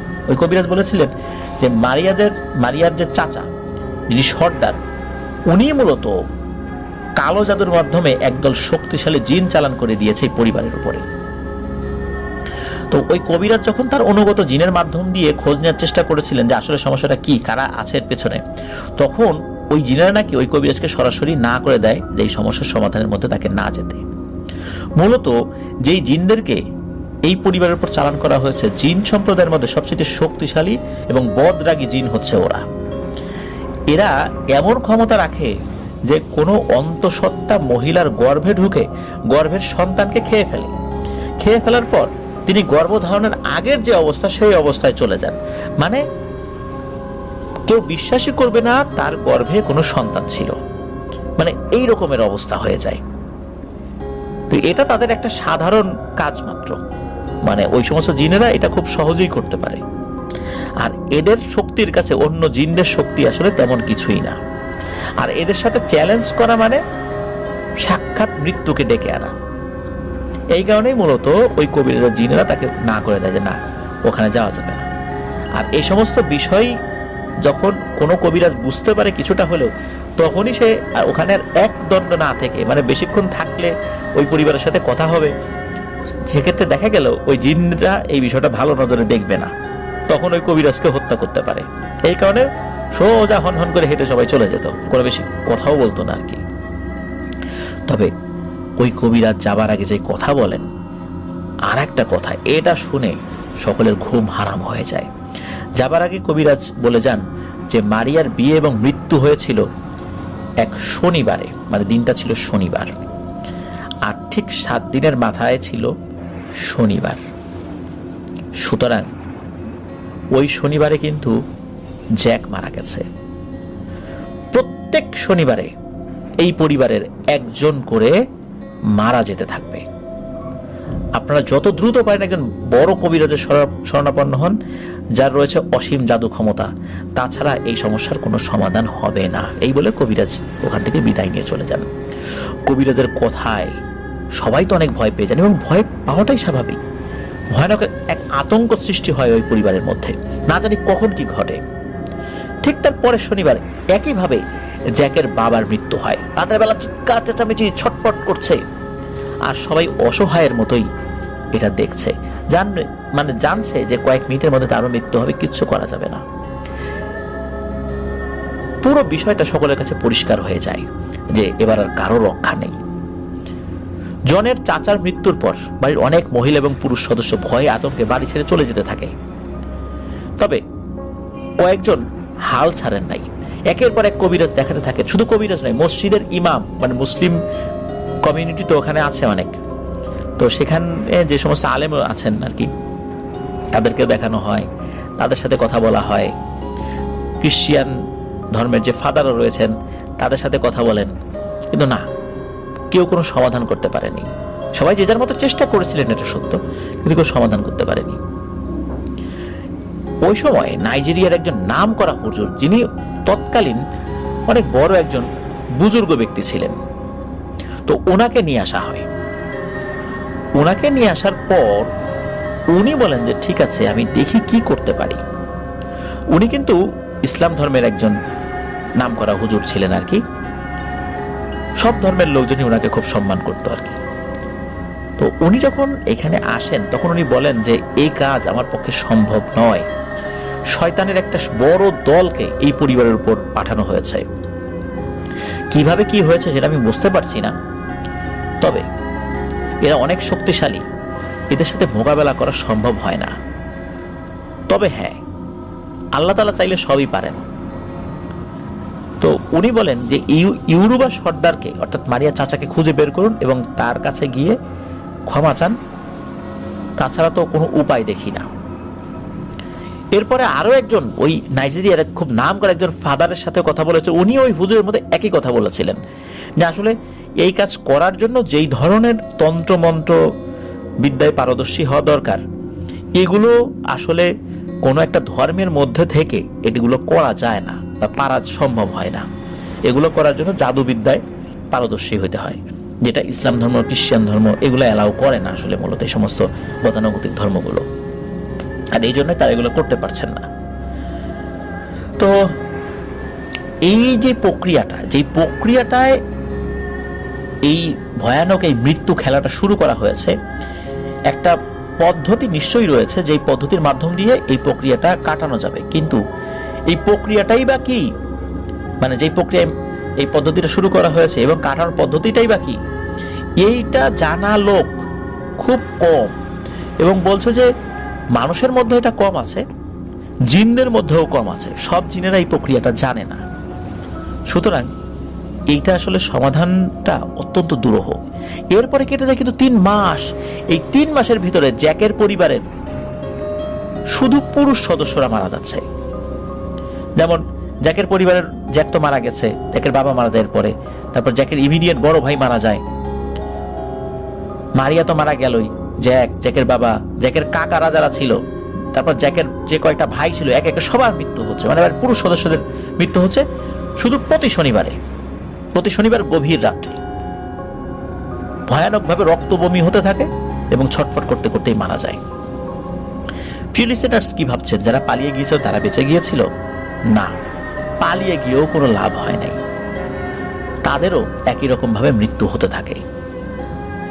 তো এইভাবে একটা পরিবারের পুরুষ সদস্যরা শেষ হয়ে যাবে, কোনো কি সমাধান নাই? হঠাৎ করে একটা আশার আলো দেখতে পাওয়া যায়। এই জনদেরই এক প্রতিবেশী ওনাদেরকে একজন নাম করা কবিরাজের সন্ধান দেন। তো অনেক ভালো ভালো কবিরাজই তো দেখানো হলো, নাইজেরিয়ার বড় বড় ফাদার, ইমাম, তাদেরকেও দেখানো হলো। তো আর নতুন করে কবিরাজের কাছে গিয়ে কি সমাধান হবে? তারপরও সবাই যখন বুঝছিল যে পুরুষ সদস্যের মৃত্যু নিশ্চিত, তারপরও একজন ডুবন্ত ব্যক্তি খড়কুটো ধরে বেঁচে থাকার চেষ্টা করেন। এই কারণে যখনই কোনো কবিরাজের সন্ধান পান, তারা আশার আলো দেখেন, বাঁচার ইচ্ছা জাগে মনে। তো ওই প্রতিবেশী জানান যে ওই কবিরাজের নাকি অনেক ক্ষমতা। শুধু তাই না, নাইজেরিয়ার বাইরেও অনেক দেশেও নাকি ওনাকে বিভিন্ন লোক নিয়ে যায়, সেখানে গিয়ে তিনি কাজ করেন। তো বলেন যে আসলে তার কাছে একবার যান, গিয়ে দেখেন আসলে কি হয়। তখন ওই প্রতিবেশীর কাছ থেকে ওই কবিরাজের ঠিকানা নিয়ে ওনারা তার কাছে যান। তার বাড়ি অবশ্য ওই জায়গা থেকে বেশ দূরেই ছিল। তো যখন ওখানে গিয়েছেন, গিয়ে দেখেন যে ওইখানে অনেক মানুষ এসেছে তার বাড়িতে অনেক সমস্যা নিয়ে। তো ওখানে যাওয়ার পর বুঝতে পারেন যে আসলে ওই লোকটার অনেক নামডাক আসলেই রয়েছে, উনি অনেক বড় ক্ষমতাশালী এবং বড় মাপের একজন কবিরাজও বটে। ওর সাথে তারা দেখা করেন, সব কথা খুলে বলেন। সব শুনে কবিরাজ বলেন যে আপনাদের যে সমস্যার কথা শুনলাম এবং শুনে যতটুকু মনে হলো, তাতে আপনাদের ওইখানটাতে আমাকে যেতে হবে। ওখানে যাওয়ার পর তখন আমি বুঝতে পারবো এইখানে থেকে আমি আমার জিনদেরকে দিয়ে কোনো তথ্য নিলেও কতটুকু সফল হব আমি বুঝতে পারছি না। তো যেহেতু জনদের ফ্যামিলি অনেক ধনী ফ্যামিলি ছিলেন, এই কারণে কিন্তু ওনারা বলেছিলেন যে আপনি আসেন, আপনি যত টাকা চান আপনাকে দিতে আমরা প্রস্তুত। তো যেদিন গিয়েছিল ওই দিনটা ছিল আবার বৃহস্পতিবার। তখন কবিরাজ বলে যে আজকে রাত্রে তারপরও আমি যতটুকু তথ্য নেয়ার আমি নিয়ে দেখি যে কতটুকু আমি জানতে পারি, আর কাল শুক্রবার আমি আপনাদের ওখানে যাব। তো এর ভিতরে আমাকে কিছু জিনিস জোগাড় করতে হবে। তো তখন কবিরাজ বলে যে আপনারা চলে যান, আগামীকাল দুপুরের ভেতরে আপনাদের বাড়িতে আমি আসব। কবিরাজের কাছে ওই বাড়ির ঠিকানা দিয়ে ওনারা তো চলে আসেন এবং তার জন্য অপেক্ষা করতে থাকেন। তো কবিরাজ তার কথা রাখেন। ওনারা ভেবেছিলেন কবিরাজ এত ব্যস্ত মানুষ, আসলে কি আসবেন নাকি সাধারণ সমস্যা মনে করে উনি এড়িয়ে যাবেন। তবে কবিরাজ তার কথা রাখে। শুক্রবার দিন দুপুরের আগেই ওনাদের বাড়িতে এসে হাজির হন, মানে জনদের বাড়িতে এসে হাজির হন। তো কবিরাজ তার 4 সদস্যের একটা দল নিয়ে এসেছেন। তাদের প্রত্যেকের কাছে একটা করে ব্যাগ এবং ওইগুলোর ভিতরে কিছু জিনিস ছিল যেগুলো তারা ব্যবহার করবে আর কি। তো ব্যাগের ভিতরে কি ছিল সেটা দেখার সুযোগ আসলে ওনাদের হয় নাই, যার কারণে জন বলতে পারেন নাই। তো কবিরাজ বলেন যে সময় খুব কম, এই পরিবার থেকে আমাকে বলেন তো মোট কতজন মারা গেছে। তখন ওরা বলেন যে মারিয়া সহ মোট 12 জন। তো 12 জন, তো মারিয়া তো মূলত ওই ইউরুবা গোত্রের লোক ছিল। তখন ওই কবিরাজ বলেন যে আমার একটা জিনিস লাগবে, মারিয়া আপনাদের গোত্রের নয়, সে বাইরের। এই মারিয়া বাদে বাকি 11 জনের যে কবর, এই 11 জনের কবর থেকে মাটি নিয়ে আসবেন অল্প অল্প করে, এবং প্রত্যেকের কবর থেকে মাটি যে নিবেন মাটিগুলো আলাদা আলাদা করে রাখবেন এবং ছোট্ট একটা পুটলির মধ্যে রাখবেন। এই পুটলির উপরে কার কবর থেকে মাটি আনা হয়েছে একটি কাগজে সেটা আবার লিখে রাখবেন, যাতে করে বোঝা যায় এটা কার কবরের মাটি। কখনোই মাটিগুলো যেন একসাথে না করা হয়। কবিরাজকে জিজ্ঞেস করে কবরের মাটি দিয়ে কি হবে, তখন কবিরাজ যান রেগে, বলেন যে আপনাদেরকে যেটা করতে বলছি সেটা করেন, আমাকে প্রশ্ন করবেন না। আমি প্রশ্ন করলে আপনারা উত্তর দিবেন, আপনাদের প্রশ্নের জবাব দেওয়ার জন্য আমি এখানে আসিনি, আপনাদের সমস্যার সমাধান করার জন্য আসছি। কতটুকু করতে পারবো আমি জানি না, উল্টা আমাকে প্রশ্ন করে বিব্রত করবেন না। তো এখানে একটা ব্যাপার হলো যে কবিরাজের কথা মতো তো ওনারা গিয়েছেন। এই কবিরাজের কথা অনুযায়ী সেই কবরস্থানে সবার কবরগুলো শনাক্ত করে আলাদা আলাদা করে মাটি নিয়ে একটা পুটলির মধ্যে রেখে সেই পুটলির পাশে একটা সুতোয় একটা কাগজ ঝুলিয়ে কাগজে প্রত্যেকটা ব্যক্তির নাম লিখে দেওয়া হয়। তো ওই মাটিগুলো কবিরাজকে দেওয়ার পর উনি সেগুলো আলাদা করে রাখলেন এবং তার ব্যাগ থেকে কিছু একটা বের করল। সেটা কোনো একটা পশুর চামড়া ছিল। এই জনরা ধারণা করেছিলেন সেটা বানরের চামড়া হবে। তো উনি অবশ্য জিজ্ঞেস করেছিলেন জন যে এই জিনিসটা কি। কবিরাজ অবশ্য তখন কোনো উত্তর দেয়নি। তো শুরু হয় কাজ। কবিরাজ বড় 3 থেকে 4টা চামড়া কেটে 11টা টুকরো করলো। তারপর সেগুলোকে তুলনামূলক একটু বড় একটা চিরকুটের মতো বানালো। তারপর তার ব্যাগ থেকে এক ধরনের বিশেষ কালি বের করলো। তার হাতের আঙ্গুলের সাহায্যে অজানা ভাষায় তার উপর কি যেন লিখলো। 11টা চিরকুটে একইভাবে লিখলো ওই কবিরাজ। তারপর সেগুলো ভালো করে শুকিয়ে নিল, মানে কালিগুলো শুকিয়ে নিল আর কি। তারপর প্রতিটা চিরকুটের উপরে আলাদা আলাদা কবরের মাটি রেখে সেগুলো ভালো করে মরিয়ে 11টার মতো পুটলি বানালো।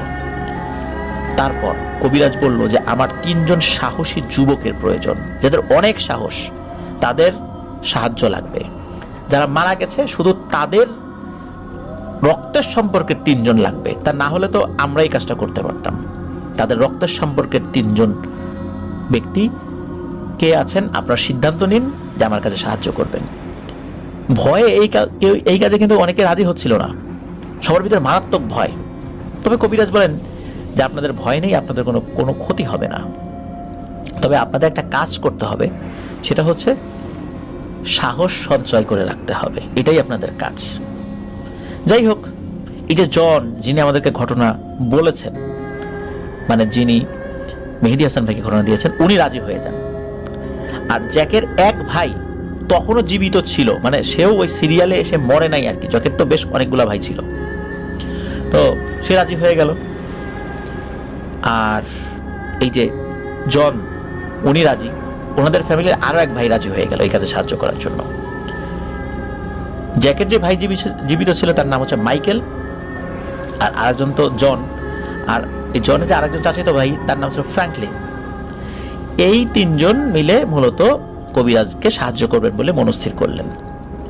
আর ওনারাও জানতেন যে ওনাদের জীবন বিপন্ন, মরতে তো হবেই, যে কোনো কিছুর বিনিময়ে নিজেরাও বাঁচতে হবে, পরিবারের অন্য সদস্যদেরকে বাঁচাতে হবে, তা না হলে এভাবে প্রতি শনিবার একজন একজন করে মরতে হবে। কবিরাজ বলেন যে তোমরা তৈরি থেকো, আমার কিছু কাজ বাকি, সেগুলো শেষ করে আমি তোমাদেরকে ডাকবো। তো কবিরাজ বলেন যে আমাকে একটা আলাদা ঘরে নিয়ে যাও, যেখানে শুধু আমি এবং আমার 4 শিষ্য থাকবো। তোমরা সেখানে ঢুকবা না। তো কবিরাজের কথা মতো ওনারা তাকে আলাদা একটা ঘরে নিয়ে যান এবং সেখানে কবিরাজ তার কাজ করতে থাকেন। দিনটা শনিবার, ততক্ষণে সন্ধ্যা হয়ে গেছে। কবিরাজ সেখানে কি করছে সেটা দেখার কোনো সুযোগ ছিল না। তো বেশ কিছুক্ষণ পরে কবিরাজ ঘর থেকে বাইরে এসে এই জন, মাইকেল এবং ফ্র্যাঙ্কলিন এই তিনজনকে সেই ঘরে যাওয়ার জন্য বলেন। তো ওনারা ওই তিনজন যখন ওই ঘরে যান, তিনি তাদেরকে বলেন যে শোনো, একটা কথা বলি, খুব মন দিয়ে শুনবা। তোমাদের এখান থেকে একটু দূরে একটা নদী রয়েছে, তোমরা এখন সেই নদীর পাড়ে চলে যাবা। নদীর যে পাশটা সবচেয়ে নির্জন এরকম একটা জায়গা বেছে নিবা। মাইকেল মাঝখানে থাকবে, যেহেতু মাইকেল এই জ্যাকের সরাসরি সহোদর ভাই আর তোমরা তো চাচাতো ভাই, এই জন্য মাইকেল মাঝখানে থাকবে। জন এবং ফ্র্যাঙ্কলিন মাইকেলের দুই পাশে বসবে। এরপর কবিরাজ কি করেছে, দুটো বাদ্যযন্ত্র এই জন এবং ফ্র্যাঙ্কলিনের হাতে দিয়েছে। তো দিয়ে কবিরাজ বলেন যে তোমরা দুজন, অর্থাৎ জন এবং ফ্র্যাঙ্কলিন এই বাদ্য বাজাতে থাকবে, আর মাইকেল এই যে পুটলিগুলো, এই পুটলিগুলো তুমি তোমার কোলে নিয়ে বসে থাকবে। অর্থাৎ এই পুটলিগুলোর ভিতরে কিন্তু তোমার পরিবারের সদস্যদের কবরের মাটি রয়েছে। কিছুক্ষণ পর শুনতে পাবে যে কেউ মাইকেলের নাম ধরে ডাকছে। তখন দেখতে পাবে অনেক সুদর্শন, বেশ লম্বা, ধপধপে সাদা পোশাক পরা, যার শরীর থেকে উজ্জ্বল আলোর ঝলকানি বের হবে এমন একজন ব্যক্তি এসেছেন। তাকে দেখার সাথে সাথে বাদ্য বাজানো থামিয়ে দেবে। তোমরা প্রথমে তোমাদের ধর্মমত অনুযায়ী তাকে সালাম জানাবে। এরপরে শুধু মাইকেল এগিয়ে যাবে এবং কোনো কথা না বলে এই পুটলিগুলো সেই অবয়বের হাতে তুলে দেবে। তাকে দেখে ভয় পেও না, সে তোমাদের কোনো ক্ষতি করবে না। তখন সেই অবয়ব মাইকেলকে জিজ্ঞেস করবে, আমাকে কেন ডেকেছ, কি চাও আমার কাছে? তখন মাইকেল তুমি একটা কথা বলবে। এই যে কি কথা, এই কথাটা ওই কবিরাজ কানে কানে মাইকেলকে বলেছিল, যেটা এই জন এবং ফ্র্যাঙ্কলিন শোনেনি। মাইকেল কিন্তু এই যে জ্যাক, যে মানে মারিয়ার হাজবেন্ডের আপন ভাই, তো এই কারণে মাইকেলকেই মূলত কবিরাজ এই মূল যে দায়িত্বটা এটা দিয়েছেন আর কি। এরপর ওই অবয়ব যা বলে সেটা শুনে তাকে আবারও সালাম জানিয়ে চলে আসবে। বাড়িতে ফেরার সময় তোমরা অনেক কিছু দেখতে পাবে, তবে ভয় পেও না। পিছন থেকে কেউ ডাকলে তোমরা পিছন ফিরে তাকাবা না। মনে রাখবা, তোমাদেরকে পাহারা দেবে আমার বিশাল এক অদৃশ্য শক্তিশালী বাহিনী। তোমাদের তিনজনের মধ্যে কেউ যদি এই কাজটা করতে ব্যর্থ হও, তাহলে মনে রেখো এটার আর কোনো সমাধান নাই, মরা ছাড়া। প্রতি শনিবার একজন করে মারা যাবে, এটাই সমাধান। আর তোমাদের ভয়ের কোনো কারণ নাই, তোমরা যাও। তো এই বলে কবিরাজ ওনাদেরকে দেখিয়ে দিলেন যে ওই বাদ্যটা কিভাবে বাজাতে হয়। ওই বাদ্যটা নাকি ছিল একটা লম্বা কাঠের তৈরি, এর ভেতরে 4টি ছিদ্র ছিল। 4টি ছিদ্র হাতের বৃদ্ধ আঙ্গুলি বাদে বাকি 4 আঙ্গুলের ভিতরে ঢুকিয়ে নাড়াচাড়া করলে নূপুরের মতো নাকি ঝনঝন ঝনঝন শব্দ হয়। তো এরপর কবিরাজ বলে যে সবাই এখন বেরিয়ে পড়ো আর কাজটা সম্পূর্ণ করে চলে এসো। কবিরাজের কথা মতো ওনারা তিনজন চলে গেলেন নদীর ধারে। এই নদীটা মূলত লোকালয় থেকে বেশ দূরেই ছিল আসলে। তো কবিরাজের কথা মতো জন, মাইকেল এবং ফ্র্যাঙ্কলিন তিনজন মিলে যাওয়া শুরু করলেন। তো ওনারা নদীর একটা নির্জন জায়গায় বসলেন, মাঝখানে মাইকেল, দুপাশে জন এবং ফ্র্যাঙ্কলিন। এই জন এবং ফ্র্যাঙ্কলিন দুজনে তো ওই কবিরাজের দেশে বাদ্য বাজাতে থাকছেন। বাদ্য তো বাজাচ্ছেন, বাজিয়ে যাচ্ছেন, কিন্তু কেউ আসে না। কবিরাজ বলে দিয়েছিলেন ধৈর্য হারা হলে চলবে না, তাই ওনারা এক মনে বাদ্য বাজিয়েই যাচ্ছিলেন। প্রায় 2-3 ঘন্টা এভাবে চলছে। হাত ব্যথা হয়ে গেছে বাজাতে বাজাতে, আর বাজাতে বাজাতে একসময় তন্দ্রা ভাবও চলে আসে, ক্লান্তি চলে এসেছিল এই কারণে। হঠাৎ একটা উজ্জ্বল আলোর ঝলকানিতে এই জনের এবং অন্যদেরও তন্দ্রা ভাব কেটে যায়। সাথে সাথে একটা আওয়াজ ভেসে আসে, মাইকেল। এই মাইকেল বলে ডাক দিয়েছিল। আওয়াজটা এমনই ছিল যে খুব কর্কশ কণ্ঠ না, বেশ মোলায়েম কণ্ঠে মাইকেল ডাকটা দিয়েছিল। আর আওয়াজটা এমন ছিল যে একটা বড় একটা বন্ধ ঘরের মধ্যে আওয়াজ করলে যেমনটা শোনায়, মানে বারবার প্রতিধ্বনি হতে থাকে যে শব্দটা, ঠিক ওই রকম, মানে মাইকেল বরাবর মাইকেল মাইকেল মাইকেল এরকম বারবার প্রতিধ্বনি হচ্ছিল। তো জন তখন আবার সেটার দিকে তাকান, জন ফ্র্যাঙ্কলিনও তাকিয়েছেন, সবাই তাকিয়েছেন। দেখার সাথে সাথে যেটা দেখেছেন সেটা দেখার পর তো ওনাদের ভয়ের শিহরণের কারণে শরীরটা একদম শীতল হয়ে যায়। ভয়ের একটা অনুভূতি শিরদাঁড়া দিয়ে শরীর বেয়ে নিচে নেমে যায়। সবাই দেখেন সাদা পোশাক পরা প্রায় 10 ফুট উচ্চতার একজন সুদর্শন লোক ওনাদের সামনে দাঁড়িয়ে আছেন। তার ওই পোশাক দিয়ে আলোর ঝলকানি বের হচ্ছে। তার গলায় যে মালা পরা সেটা মনে হচ্ছে হীরার মতো জল করছে। মুখ ভর্তি সাদা দাড়ি, মাথায় লম্বা চুলগুলো সব পেকে সাদা হয়ে গেছে। এত সুন্দর মানুষ নাকি ওনারা কখনোই দেখেননি। মনে হচ্ছে স্বর্গ থেকে সাক্ষাৎ কোনো ফেরেশতা নেমে এসেছেন। মন্ত্রমুগ্ধ হয়ে শুধু ওনার চেহারার দিকে তাকিয়ে আছেন তিনজন। এভাবে কয়েক সেকেন্ড পার হয়ে যায়। তখন মনে পড়ে যায় কবিরাজ তো শিখিয়ে দিয়েছিল যে কি করতে হবে, তাকে দেখার সাথে সাথে সালাম জানাতে হবে। এটা তো ভুলেই গিয়েছেন তার চেহারার দিকে তাকিয়ে। তো জন আবার মনে করে দিয়েছে সবাই ওনাকে সালাম জানাও। তখন তিনজনই তাকে সালাম করে তাদের ধর্মের নিয়ম অনুযায়ী। তো ওই সময়ে ওই অবয়বটা মাথা ঝাঁকিয়ে সালাম গ্রহণ করেনি, উনি ওনার ডান হাতটা উঁচু করে সালাম গ্রহণ করে। তখন ওই অবয়বটি বলে, তোমরা আমাকে কেন ডেকেছ, কি চাও আমার কাছে বলো। তখন মাইকেল বলে যে জনাব, আমার কাছে এই পুটলিগুলো আছে, এগুলো আপনাকে দিতে চাই। তো এই পুটলিগুলো হাতে নিয়ে ওই অবয়বের দিকে বাড়িয়ে দেয়। ওই অবয়ব ওই পুটলিগুলো গ্রহণ করে এবং সেগুলোর দিকে তাকিয়ে দেখে এবং এক দৃষ্টিতে তাকিয়ে আছে, ওই পুটলিগুলোর দিকে তাকিয়ে রয়েছে। এবং ওনারা তিনজনই বুঝতে পারছিলেন যে ওই অবয়বটা, তার যে দুটো চোখ, এই চোখ মনে হচ্ছে ভয়ানকভাবে লাল হয়ে গেছে, একদম রক্তবর্ণ হয়ে গেছে। ওই পুটলিগুলোর দিকে 3 থেকে 4 সেকেন্ড তাকানোর পর যখন জন, ফ্র্যাঙ্কলিন এবং মাইকেলের দিকে ওই অবয়বটা তাকিয়েছিল, তখন তারা ওই অবয়বের যে চোখ দেখেছিলেন তাতে ভয় পেয়ে যান। এমন রক্তবর্ণ চোখ ওনারা কখনো দেখেন নাই। ভয়ে তো মাইকেল কেঁদেই ফেলে। তারে কান্না দেখে ওই অবয়বটা বলে কেঁদো না মাইকেল, ধৈর্য ধরো। তখন মাইকেল একটু সাহস পায়। মাইকেল বলে, হে মহাত্মা, আপনি দেখুন এখানে আমার প্রিয়জনদের কবরের মাটি রয়েছে, যাদেরকে জাদু করে নির্মমভাবে হত্যা করা হয়েছে, যারা সম্পূর্ণ নিরপরাধ ছিলেন। আর এই হত্যা করেছে একদল শয়তানের অনুসারী। যারা যারা এই কাজের সাথে জড়িত, আমি সবার শাস্তি কামনা করছি। আপনি আমাদেরকে সাহায্য করুন, তা না হলে এক্ষুনি আমাদেরকেও মেরে ফেলুন, কারণ মৃত্যু আমাদের সামনে, মরতে তো হবেই। ওই শয়তানের অনুসারীদের কাছে মরতে চাই না। আপনি আমাদেরকে শেষ করে দিন, আর তা না হলে আমাদেরকে সাহায্য করুন, যাতে আমরা সহ গোত্রের বাকি লোকগুলো রক্ষা পায়। ওই শয়তানদের হাত থেকে আমাদেরকে সাহায্য করুন। এই বলে মাইকেল কাঁদতে থাকে। তখন ওই অবয়বটা বলে ওঠে, কেঁদো না, তোমাদের সাথে যেটা হয়েছে সেটা খুবই দুঃখজনক। শোনো মাইকেল, আমি এখন তোমাকে যেটা বলি মন দিয়ে শোনো, আমার কাছে আসো। মাইকেল এগিয়ে যায়। ওই অবয়বটাও তার মাথাটা মাইকেলের কানের কাছে এনে ফিস করে কিছু বলে, যেটা জন এবং ফ্র্যাঙ্কলিন বুঝতে পারেনি।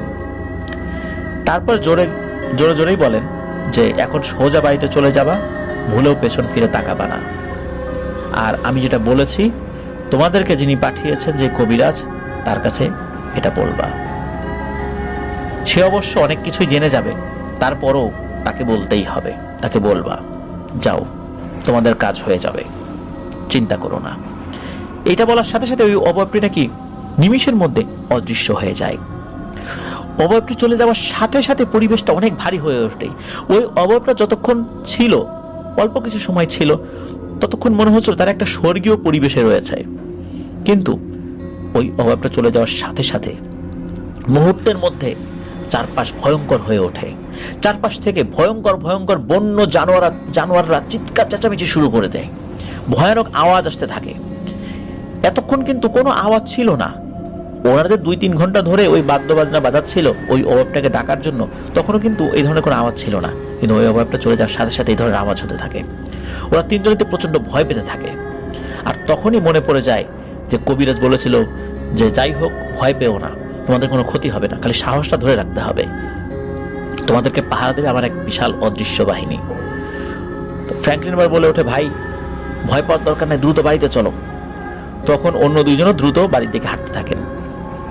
ওনারা তিনজন কিন্তু একে অপরের হাত ধরে হাঁটছিলেন। এমন সময় চারপাশ থেকে অট্ট হাসির শব্দ ভেসে আসে। ভয়ঙ্কর সে হাসি। ওনাদের দেহ থেকে তো হৃৎপিণ্ড বের হয়ে যাওয়ার উপক্রম হয়।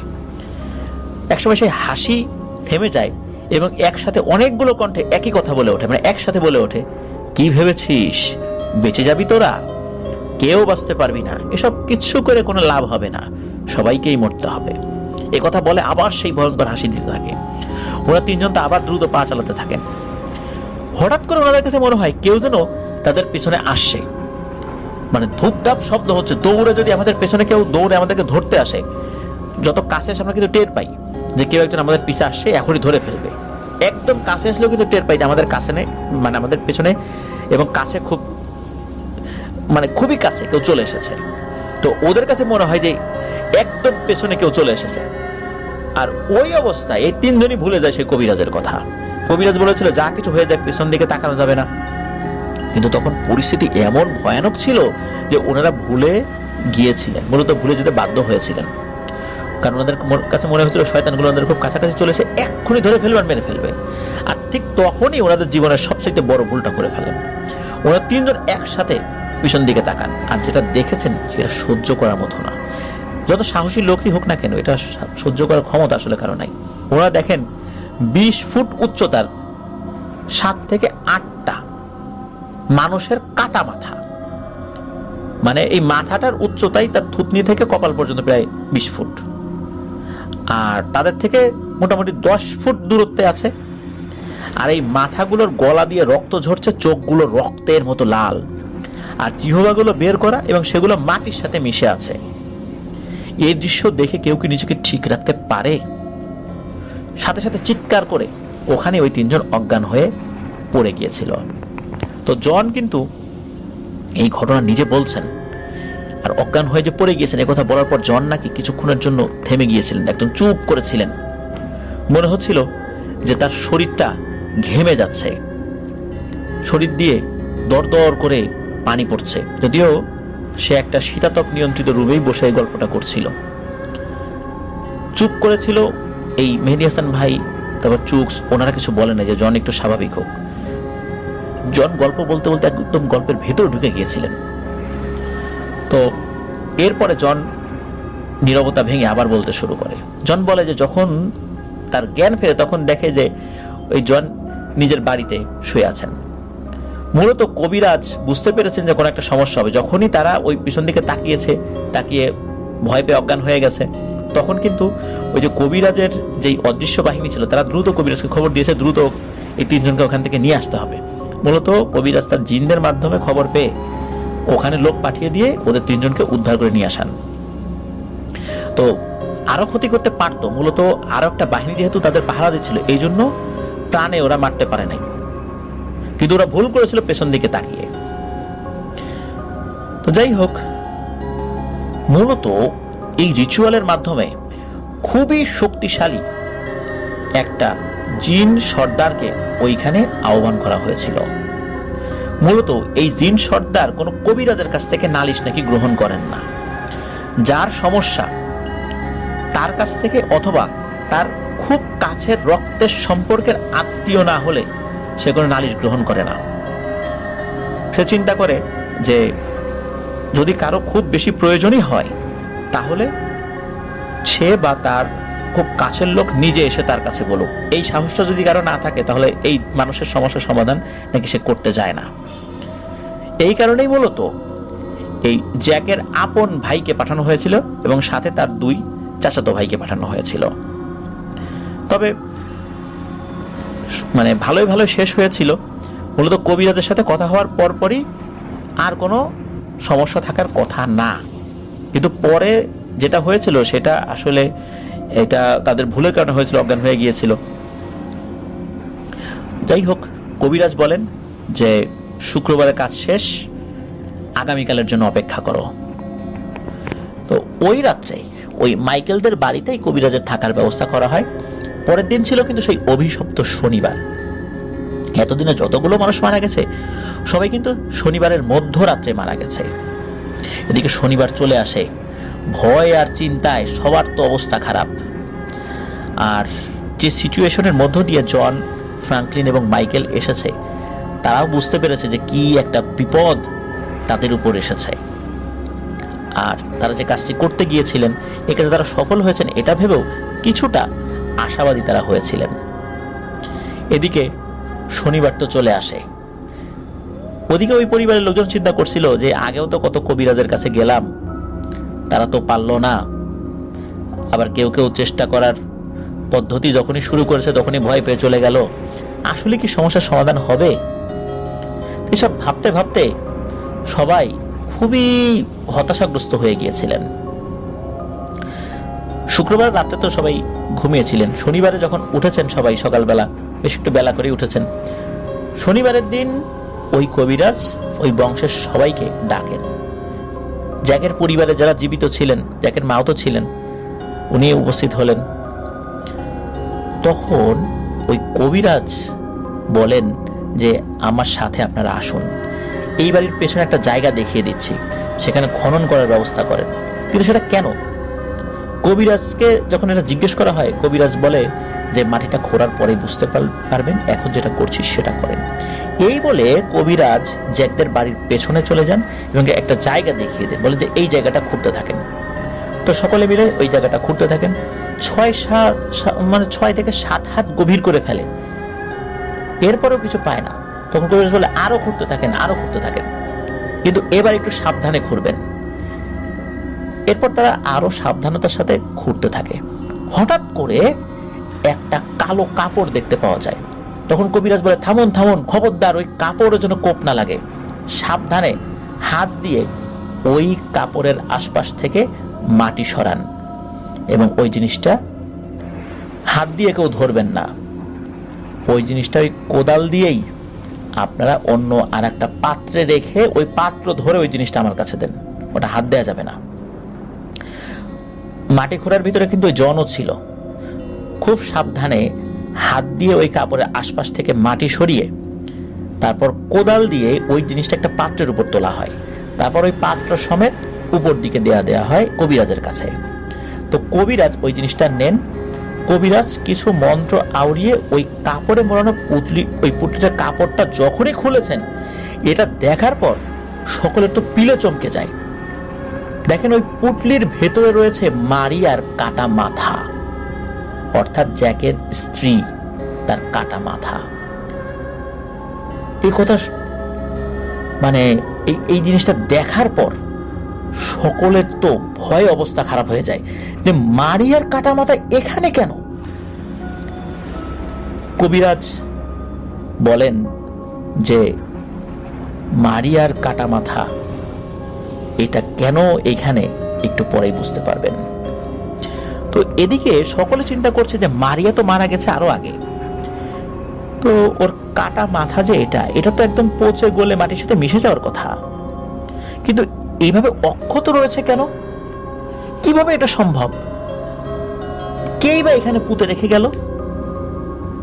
তখন কবিরাজ বলেন এটাই আসলে কালো জাদু। মারিয়ার কাটা মাথা সম্পূর্ণ অক্ষত ছিল কালো জাদুর প্রভাবের কারণে। আর একটা ভয়ঙ্কর ব্যাপার হলো মারিয়ার মাথার বিভিন্ন জায়গায় অসংখ্য সূচ ফোটানো ছিল, আর তার গলার কাছে সুতা দিয়ে কিছু একটা বাঁধা ছিল। সেগুলো হচ্ছে মানুষের মাথার অনেকগুলো চুল।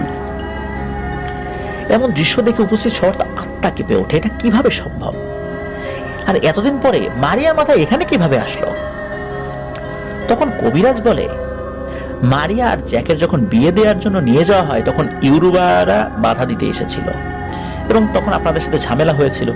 তারা তাতে অনেক অপমানিত হয়, আর এই কারণে আপনাদের উপর ক্ষিপ্ত হয়ে এই মারিয়ার উপরেই তারা কালো জাদু করেছিল। এই কারণে যে তাদের মেয়ে হয়ে শত্রুদের ঘরের বউ হওয়ার স্বপ্ন সে দেখে কিভাবে? আপনারা ছিলেন ভিন্ন গোত্র এবং ভিন্ন ধর্মের, এটাও তারা কোনোভাবে মেনে নিতে পারেনি।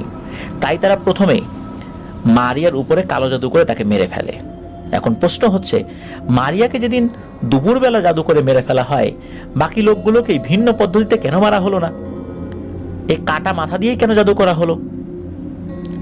তো মারিয়াকে মারতে যে কৌশল অবলম্বন করা হয়েছিল সেটাই কেন অন্যদের উপর করা হলো না?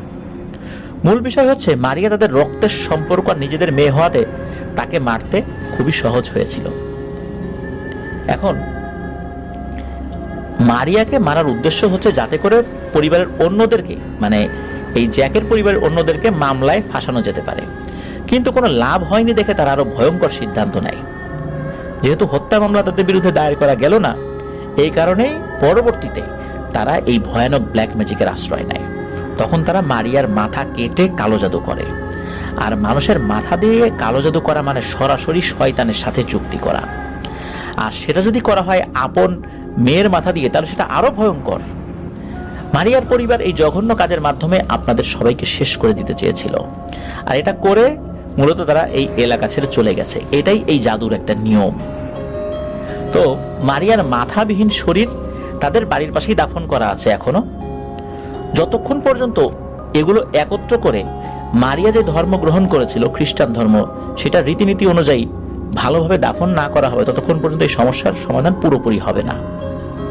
তারপর কবিরাজের কথা মতো এই জ্যাকের পরিবার ওনারা এই মারিয়ার বাড়িতে যান। মারিয়াদের যেই জায়গাটা ছিল ওটা তো বিরান পড়েছিল।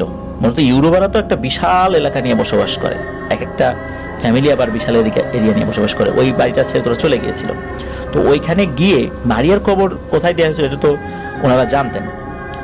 তো ওই কবরের ওই জায়গাটা খোঁড়া হয়। শরীরের বাকি অংশ কিন্তু এই সময়ের মধ্যে কিন্তু নষ্ট হয়ে গিয়েছিল পচে। তবে সেই অংশটাও উদ্ধার করে তার মাথাটা ওইখানে গলার কাছে রেখে একটি কফিনে করে খ্রিস্টান ধর্মীয় রীতিনীতি অনুযায়ী আলাদা করে দাফন করা হয়। এবং এটা দাফন করা হয়েছিল জ্যাকের যেখানে কবর, সেই কবরের পাশে।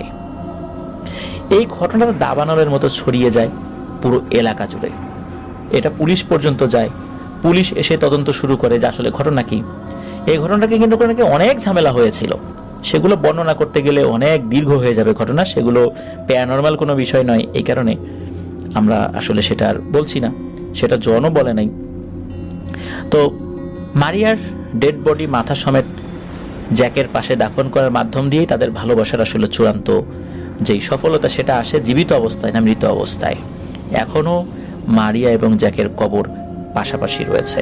জীবিত অবস্থায় তারা সংসার করতে না পারলেও মৃত অবস্থায় তাদের কবর দুটো পাশাপাশি রয়েছে।